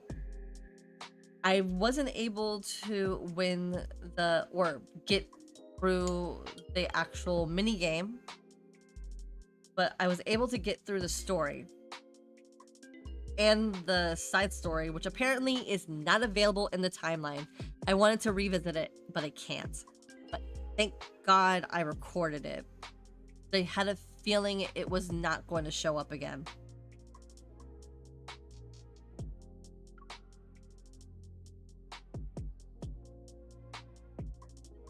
The personnel list. Everyone's doing well. What about you? We see each other almost every day. Isn't everything under your control, Mr. Supervisor? Half of the lights in this factory are broken. Even supervisors have blind spots.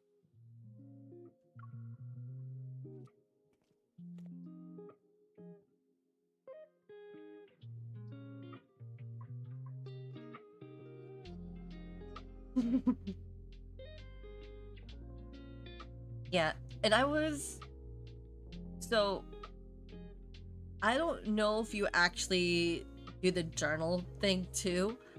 I'm just gonna say, even though sure, there are girlies out there who actually journal, and kudos to them. Creative girlies unite. But me? Nope. I couldn't even do it. I created one journal, just one, and it was on my main account, and it is straight up doo-doo. I didn't put any care into it. I literally was like, all right, so I need to use 10 tapes, 5 of these frame things. Cool. 10 stickers, 10 stamps. I literally just it is like image vomit onto the onto the journal. It looks a hot mess. And I did that rinse and repeat for 4 accounts. It was straight up a mess.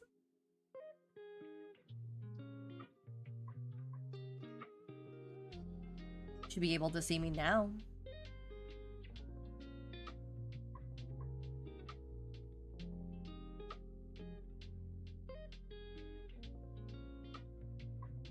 Yeah.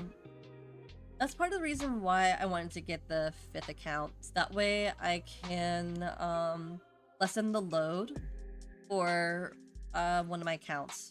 Or more specifically, my main account. That way it would be just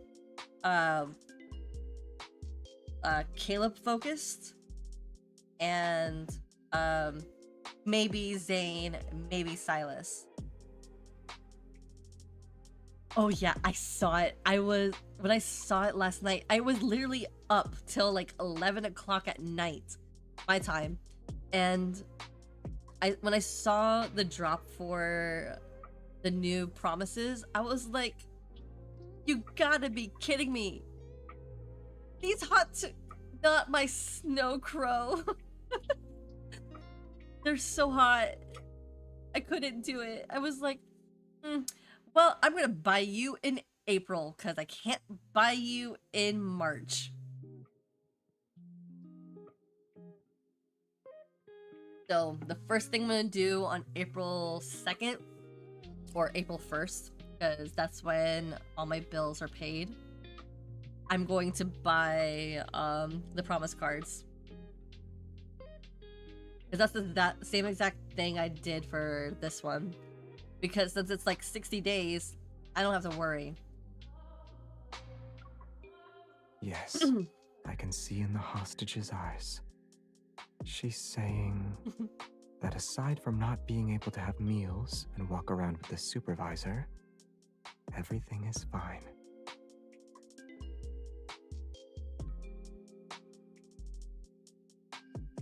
Yeah. I mean, I will be getting the cards. Though I won't be playing them till maybe towards the end of the towards the end, or maybe even the day I buy them. It depends on how much time I have.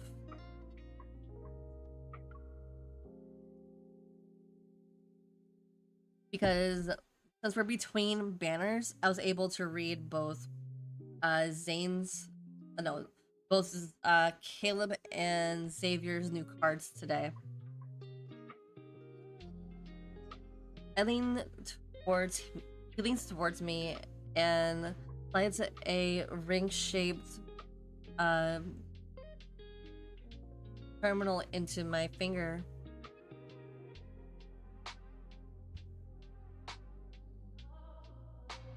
Yeah, I think Lavender will upload it. The moment that she gets them, she'll upload it onto YouTube immediately.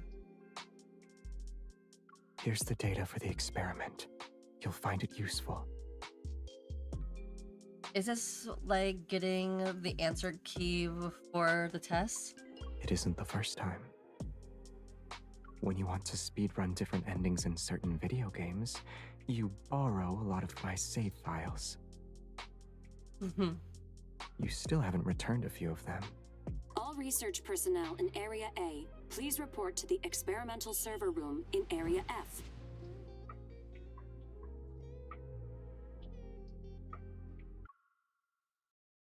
With no one around, I quickly kiss his cheek and waggle my fingers at him. I didn't catch that, and this technician needs to get to work. Thank you for the secret materials, Mr. Supervisor.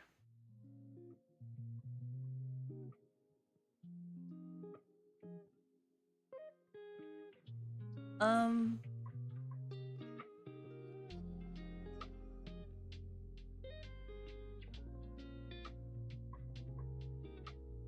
not sure. So if I am listening, if I'm listening to the rumors correctly, I think it might be, are you talking about the 10 days with you, right? Or the heartfelt promise? No, the 10 days with you was the one that we just got. It's the heartfelt promise. But I think it might be Zane. But I do think the next solo is going to be Xavier. Looking forward to that. That I don't know how to feel about that one. Because I still have to pull for Xavier. And I don't have enough. I literally just got 150 pulls on my Xavier account.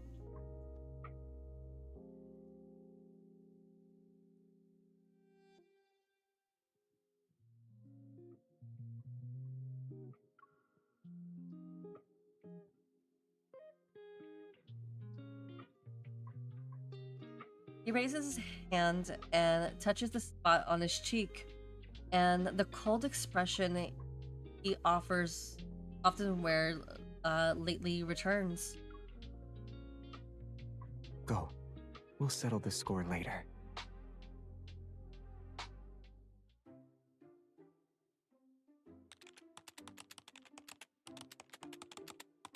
The ring-shaped terminal works as promised. In the server room, the experimental data leaps onto the screen as if by magic.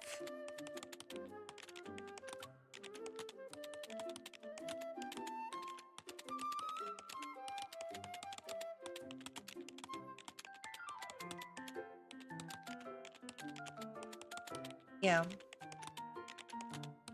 I'm also quite excited to see what the new World Underneath, 'cause I also heard we're getting a World Underneath next month. Or within the month of March.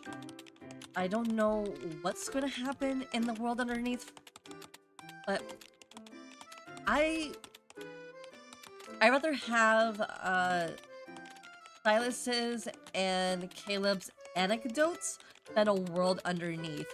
No offense to Infold, I love you, Infold, for all you've done and given us, but you still haven't given us, like, the other two anecdotes for Caleb and for Silas. And Silas already has existed at this point for a year and a half. Plus. And you still haven't given him a second anecdote. And Caleb has now existed for a year, and you still haven't given him his second anecdote or a third on that. Okay. My fingers fly across the keyboard, or the keys. The data fills the screen, screen line after line. The rhythm is almost unstoppable. While I'm while I'm absorbed in my work, the background noise around me gradually fades away. I raise my head and see the circle of people has gathered around me. They're staring at my screen. Excuse me.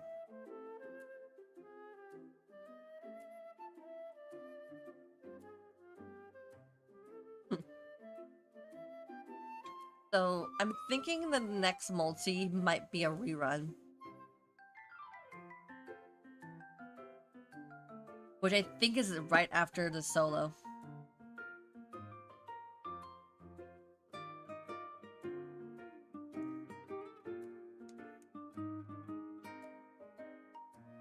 Yeah. So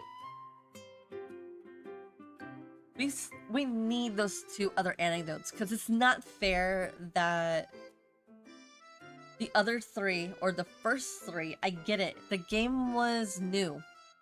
So you had to have like three companions for three different fighting companions for your three companions. But you couldn't give three companions for your other companions that you gave. Like, it's not that hard. It's literally recycling the same attack. You just name it differently and give it new skin. Easy peasy lemon squeezy.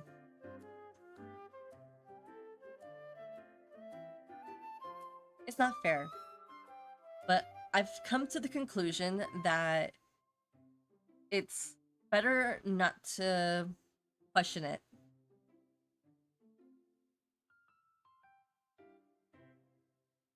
Yeah.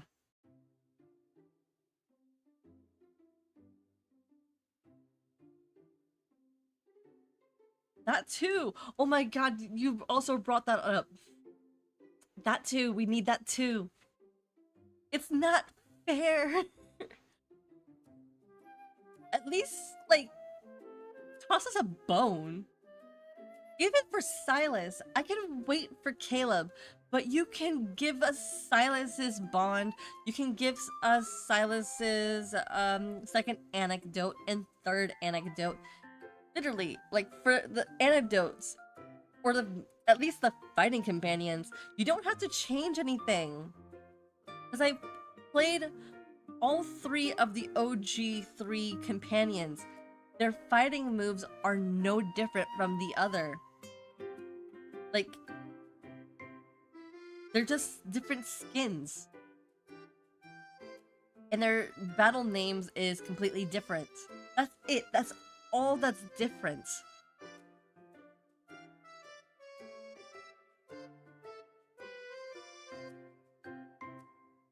I raise my head and see a circle of people gathered around me.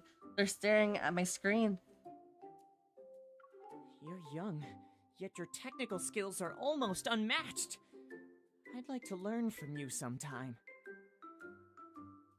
Yeah. That's what's kind of sad. Because I know that you're adding to it in the world underneath. But, like, at least give us a second bond.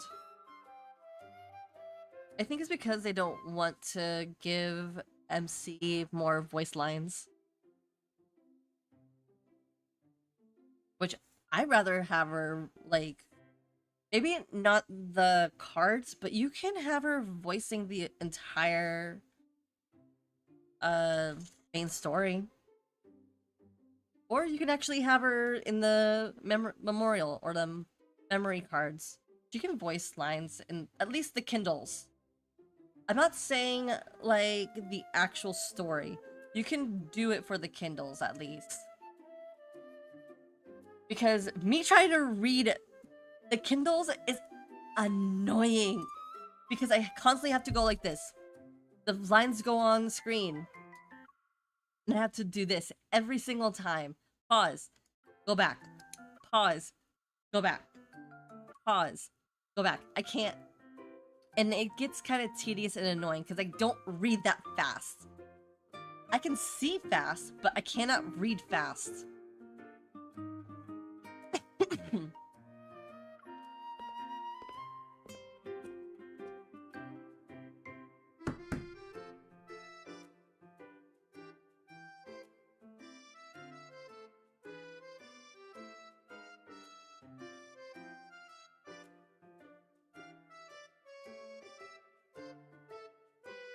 Well, I don't read the world underneath either, but part of the reason why is because for this kind of story stuff, even though, sure, I'm basically reading the game, I rather have it like an audiobook version because that's the best way for me to absorb the story. I force myself to respond with a sheepish smile as Xavier walks over and raps his knuckles on my desk. The technician exchanges knowing glances and disappear into small groups. If this continues, you might become a test subject here.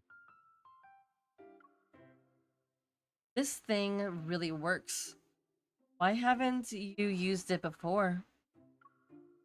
The joy of an open book exam only has value when there's a time limit. You're strict. Oh? What did you just say? I said Xavier is the best. Thank you. Oh, goodness me. Like, you couldn't have saved... Thank you. I want that chuckle. You... Remember to speak up when you compliment someone next time. No. No voy a hacerlo.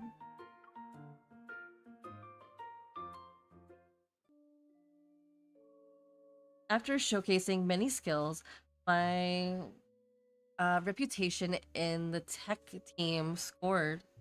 I used the opportunity to get closer to everyone and gather more intel in the process. But in the factory with complex dynamics, there's no shortage of people who are eager to give me trouble. In the corner of the cafeteria, several shattered blades members are eyeing me like predators stalking their prey.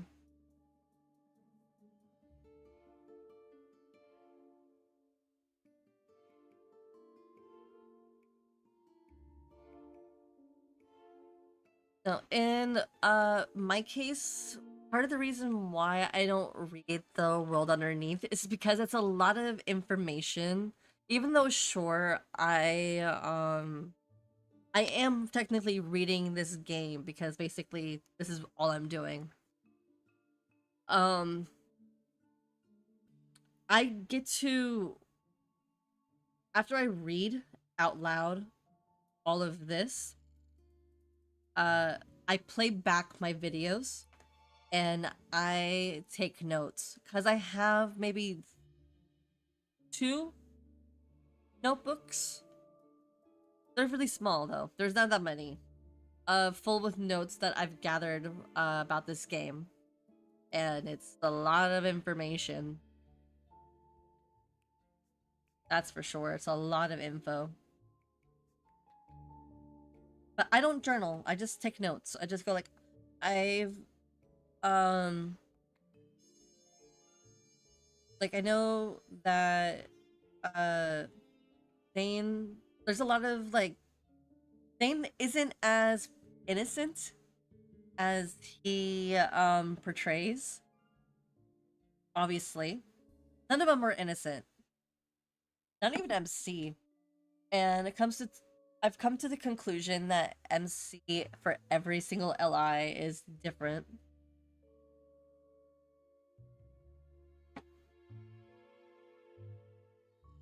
You're the new technician?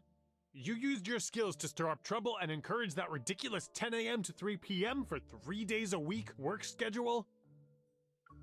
And you want to extend lunch breaks by 2 hours? Why don't you just sleep through your shift? As they speak, they close in on me. One of them suddenly swings his arms and almost knocks the tray out of my hands. Isn't it supposed to be lunchtime? Huh. Why are you wasting your time on eating? You're smart, so you should be doing more research. These people won't back down. They're trying to make an example out of me. Just as I'm about to respond, the lights overhead suddenly swing violently. They cast a harsh, chaotic pattern of light and shadows that flicker wildly across the walls. Shocked, everyone gasps. Bang! One of the lights has crashed into this Shatterblade member's head. Seemingly controlled by an invisible force, all of the remaining lights begin to burst one after another. The shards target each of the hostile Shatterblade members. I sneak a glance at Xavier. He's sipping his juice, his expression unfazed. It's as if he has nothing to do with what's happening.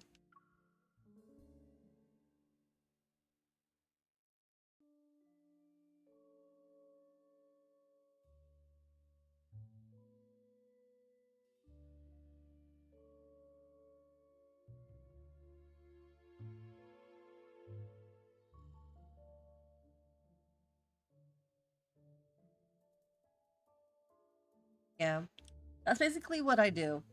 So, because I wasn't here during the first year of the game, I watch a lot of like older cards on YouTube.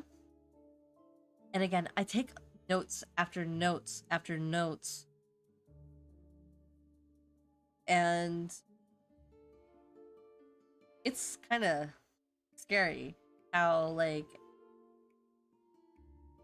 these guys are not like, there's so much hidden within them, which is why I like the characters in the story in general, because there's a lot of depth to these characters. They're not like all one-dimensional.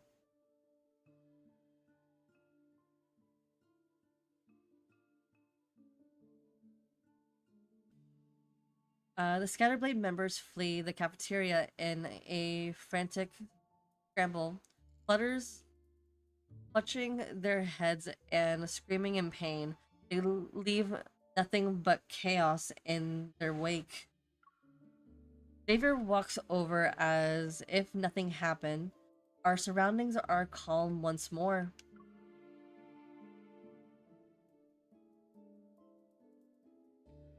I could have handled those people. I know, but protecting a technician with exceptional skills is part of a supervisor's duty. As he speaks, Xavier places a harsh brown, hush brown that's shaped like a smiley face on my plate. It's important to be in a good mood while you eat.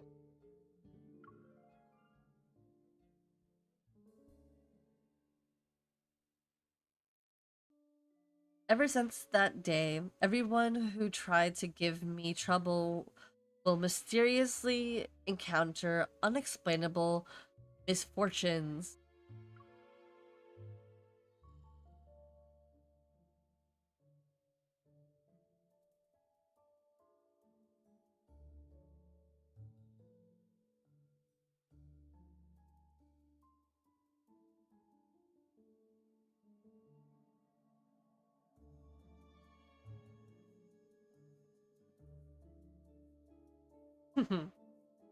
Yeah. I avoided the game during the first year. Not gonna lie. I blame my personality. So if I get attached, then there's money involved, I'm screwed. This is why I prefer like to play otome games that are already pre-created.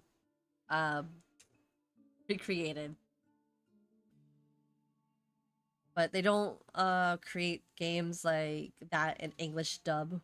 Most of the games are in Japanese. And I don't understand a lick of Japanese. I can get some words, but I cannot get everything. They split and tremble down the stairs, or get knocked over by mysterious, malfunctioning electrical appliances.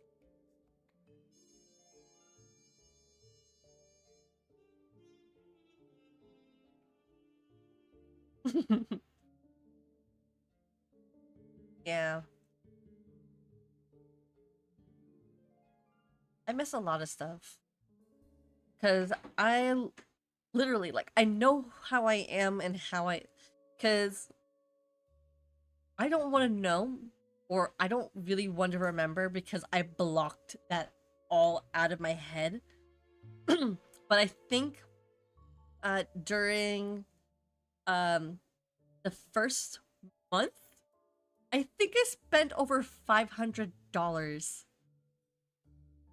So that was just getting Caleb's card for his intro card or his intro solo, and Catch 22.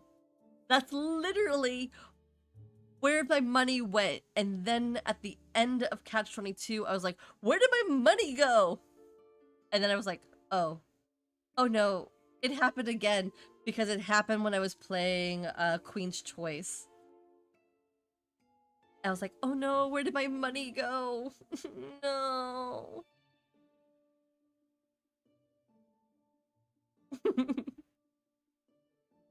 Yep.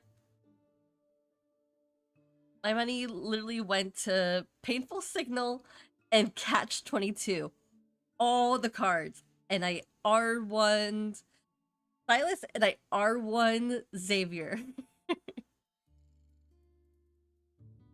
And I literally spent, I think, during the first month of me playing the game, $500. I was very ashamed of myself.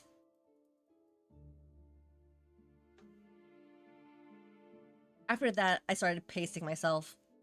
And then in the month of May, like the late April, beginning of May, I decided to split off the accounts. So I decided to create a Xavier account first. Then I created a Raphael account, I think in June. And then I created in August, a Six-Ally account because I knew that he was coming. He was either coming beginning of January or July. So that was my projected that's why I projected towards to get those accounts or a Six-Ally account. That way I can be ready because I think on my Six-Ally account I have enough for close to 300 wishes.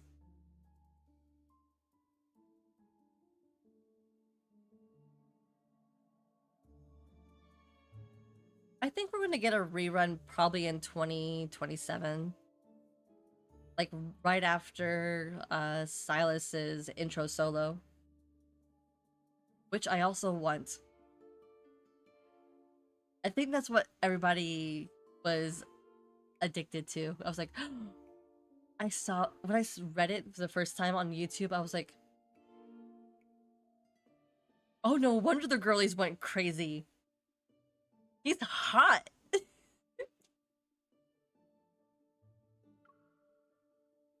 No one could explain the strange phenomenon, yet rumors about me possessing a mysterious power spread like wildfire.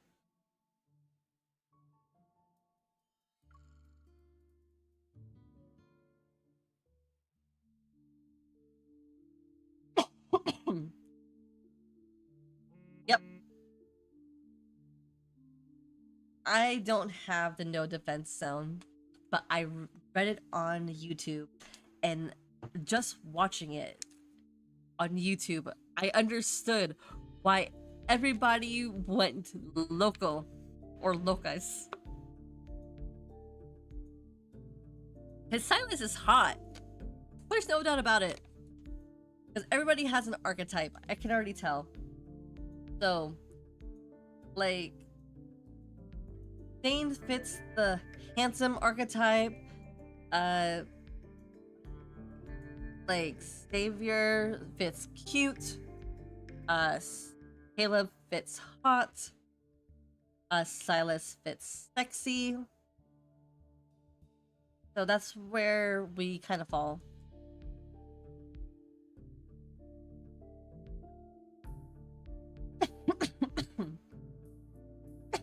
Excuse me. I've been coughing a lot.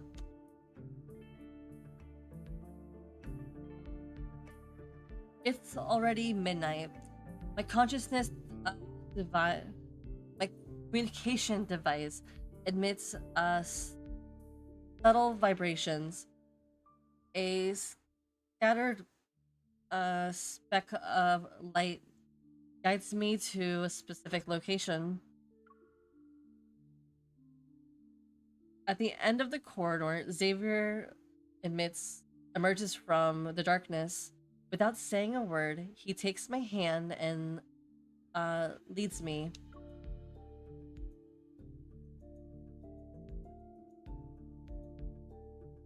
Isn't this a little too obvious?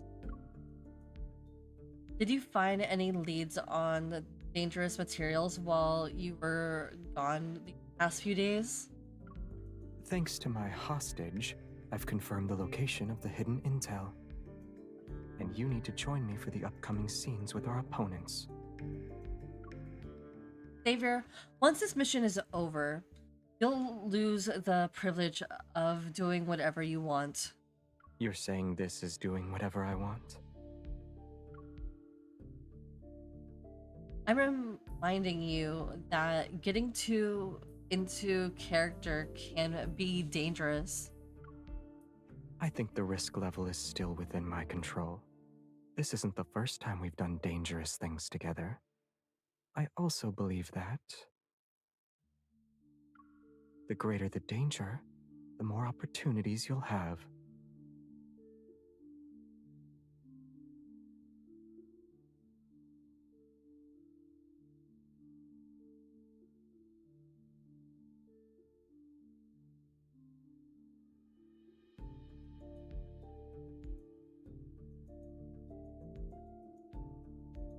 So I make it like a goal not to pull on the 6LI account unless it's a free pull. And even then, it's just to lower the pity. Because that's why I got so many Raphaels. Because I lowered the pity so much on my 6LI account that Raphael basically came home in the first 10 pulls.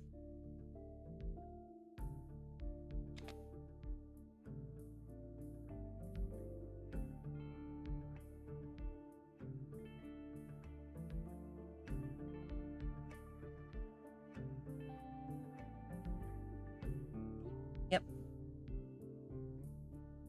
That's why I'm thinking about getting a 5th account.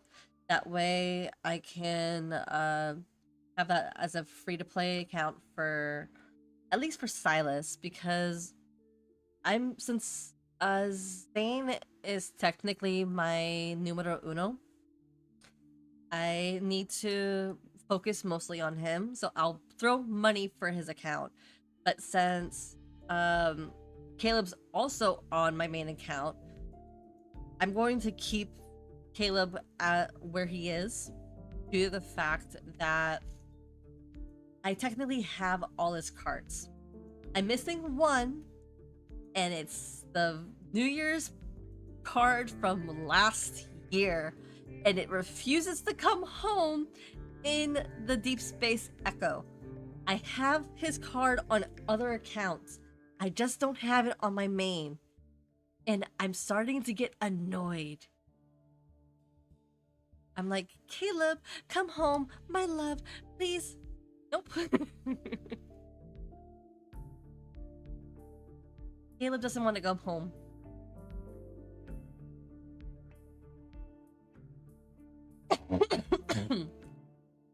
Well, I'm still producing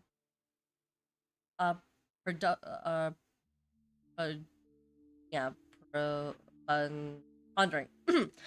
While I'm still pondering the implications behind his words, he smiles and gives my hand a shake. We're here.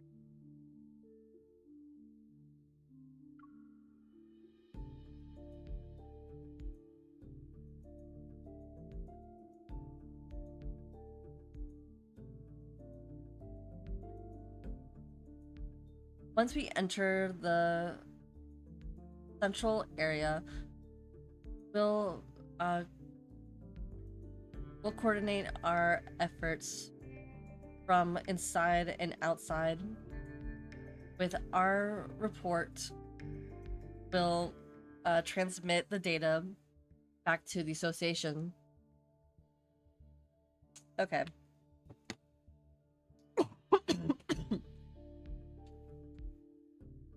God, I wish I was able to have a lozenge. Because I'm already starting to feel the pain of talking so much.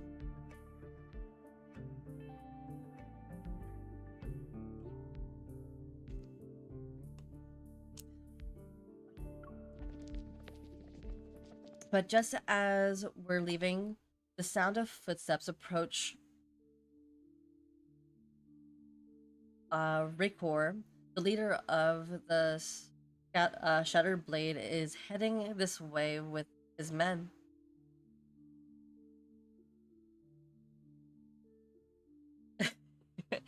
I have to push myself at least for the next few minutes, or whatever the amount is left in this, because I know it's almost over. Because I wasn't planning to be up till this time at least. I thought it was gonna take at least like 2 hours. But knowing my reading speed, nah.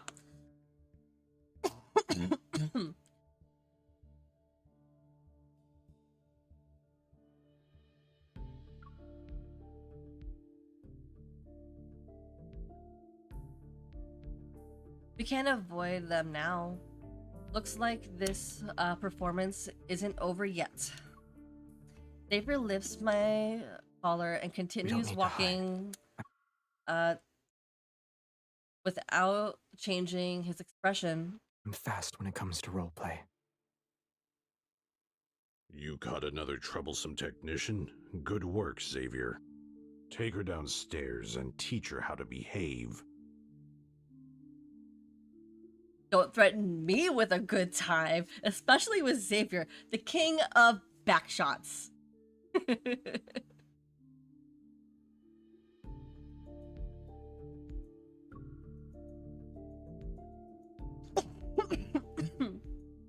Although his men receive the signal, they hesitate and step forward. The atmosphere is tense. Sir, there's something off about this technician. Whoever messes with her ends up with bad luck. Raycor frowns and raises his hand when all the lights suddenly go out.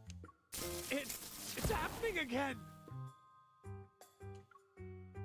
In the darkness, a hand quickly holds my hand with which transmits a familiar warmth. When the lights turn on, the men behind Raidcore are already pale with fear. Let me handle her. A hint of curiosity flashes in Raycor's face, but he nods before leaving with his men. In the corridor, only silence remains. Raycor isn't a pushover. He might already be suspicious of us. You can beat me up if needed. It'll help us conceal our true intentions. If our roles were reversed, would you do that? No. Seconds pass in silence. Then Xavier pats my head. I wouldn't either.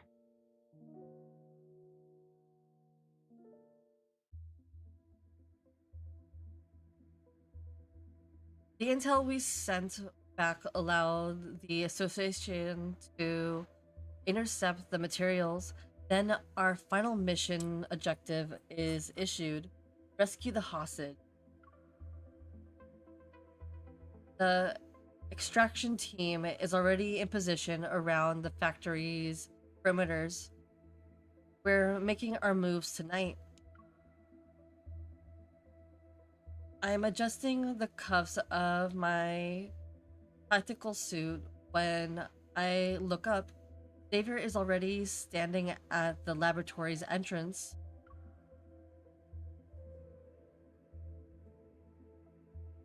Don't worry, everyone here already knows me. They won't be scared when we reveal our true identities. Xavier crouches down and adjusts the strap on my thigh. Are you sure?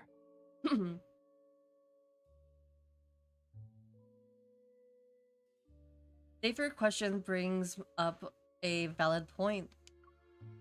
When everyone sees us together, they immediately move in front of me. I'm separated from Xavier. What do you want? We're here to rescue you. Hurry, follow us. Everyone scrutinizes us from head to toe, but no one moves. Xavier puts his arm around my shoulder. Alright, good night. Sleep tight. Thanks for coming. Xavier puts his arm around my shoulder and gently kisses my cheek. The technicians push up their glasses that were about to fall off. I think explaining our real relationship would be more effective.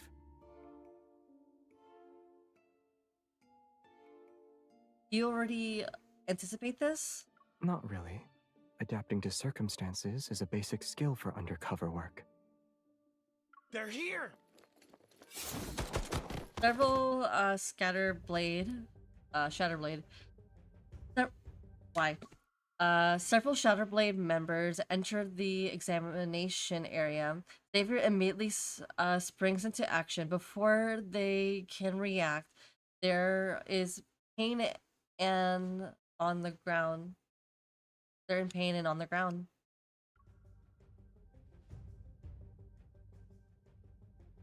Once the hostages, once the one hesitant technician have a the ones hesitant technicians have a change of heart and immediately line up to cooperate with the evacuation.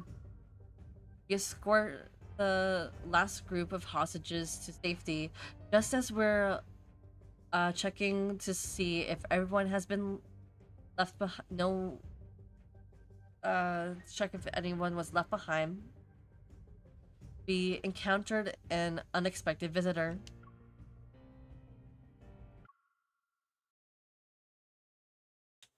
You've disappointed me. He points his gun at us, yet his footsteps are slowly backing away.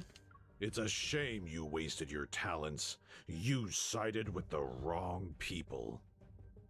It's not too late to change your mind. I move closer to Xavier and lower my voice. I feel like we should be saying something. Saying that. What? He looks unfazed. Is he really that confident?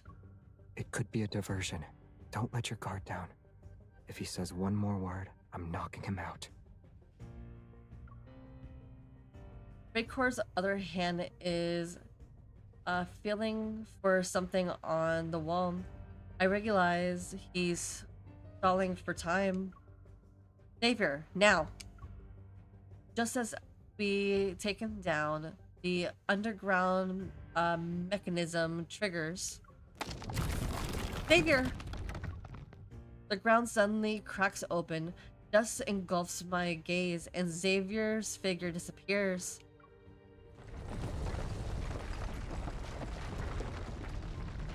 With a sense of weightlessness, I fall. Then a pair of strong arms wrap themselves around my waist, and we safely land on the ground. We're trapped in a cramped, abandoned warehouse. The air is so thin that it's difficult to breathe. After a quick inspection, I confirm all exits are sealed off. No escape routes can be seen.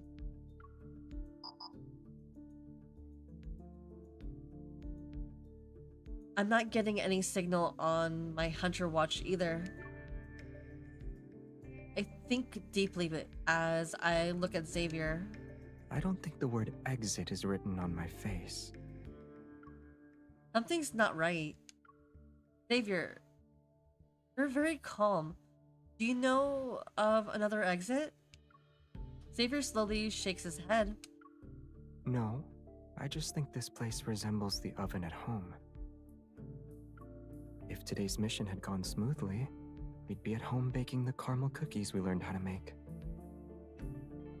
An optimistic mindset really leads to an optimistic life, huh? I take out a miniature explosive device that Xavier and I prepared. If all else fails, we'll use this. But there's not a lot of space here. We need to find the right spot to detonate it without causing the whole building to collapse. Xavier takes out a safety report from his equipment, quickly wrapping it around my waist and tie a knot. He looks down to inspect his work and tugs the knot to ensure it's secure. Okay, we're good to go. Even if the explosion sends us flying, we won't be too far away from each other. And just like that, I gained another bizarre safety tip. A small orb of light emerges from his fingers.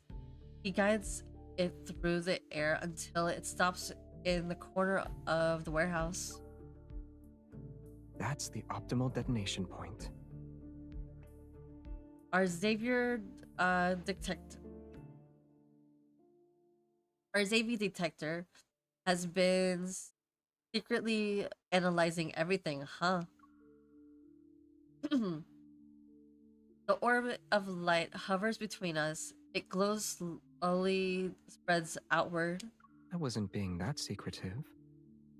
True, but what can we expect from Xavier? Light will be whatever you are.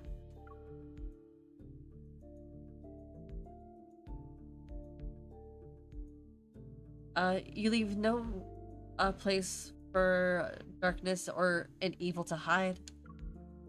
That sounds like a slogan from a PSA program that encourages citizens to be lawful. But when you say it, it sounds powerful. Xavier takes my hand and secretly, us serene, secretly, no.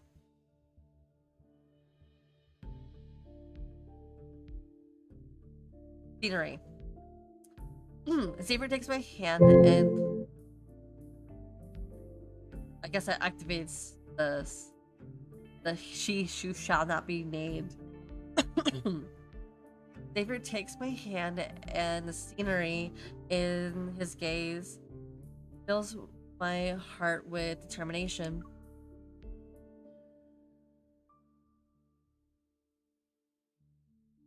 All I can think about right now is our cooking show.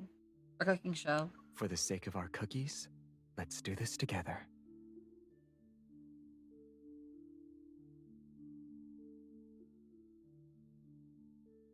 Find cover and activate the device. The blast impact hits us with which pushes us to the side. Xavier pulls me close and uses his body to shield me from the explosion. In the silence, dust slowly falls. I turn to Xavier.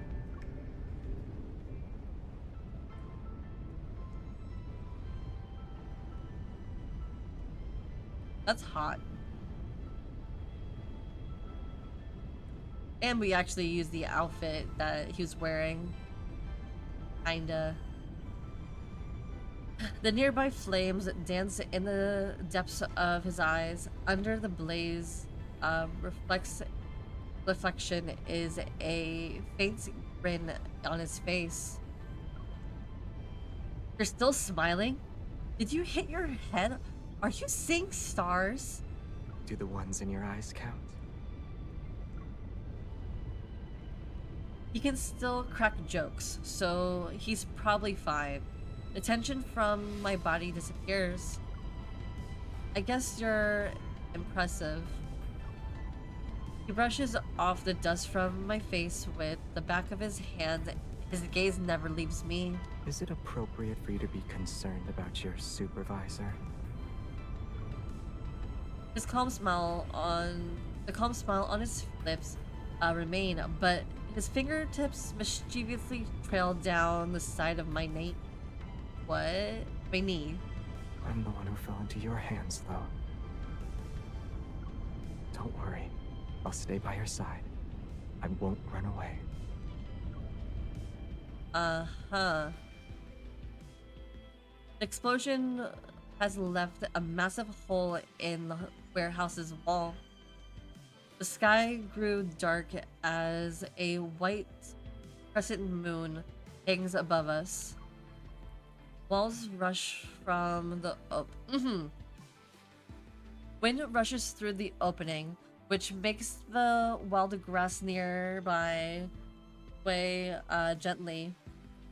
Clusters of light, purple flowers bloom along the edge of the cracked ground.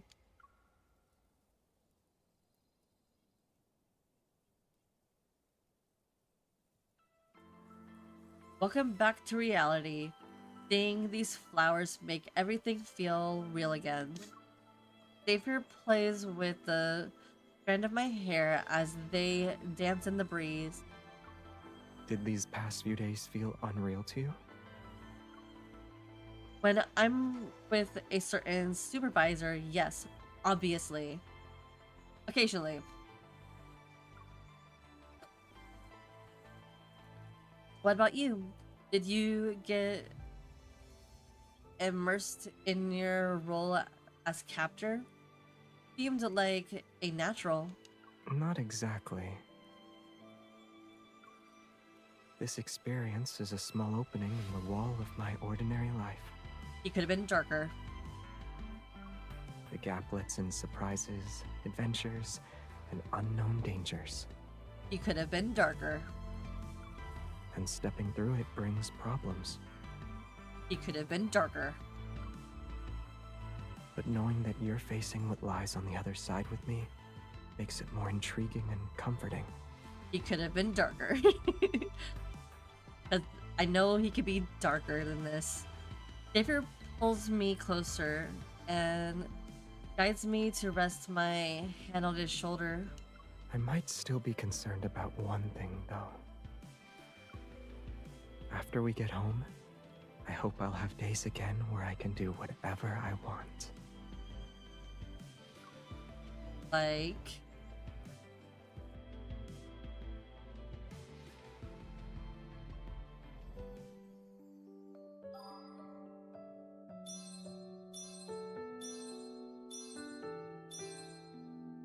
Well, that's the end of the story.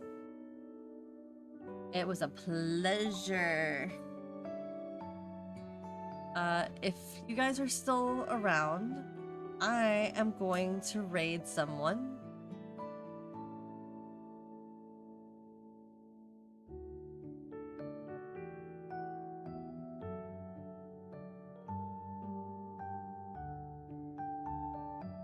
So...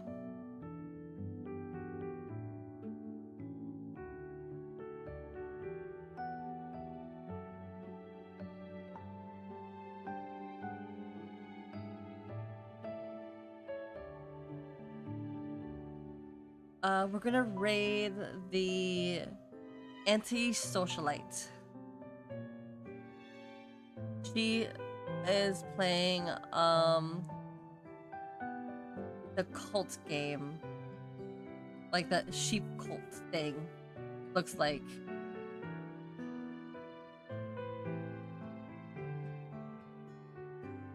So I'm going to press enter.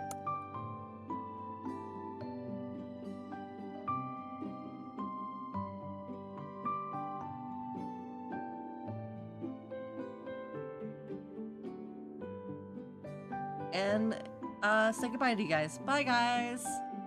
I hope you enjoy your time over there at that anti-socialites channel. Bye bye.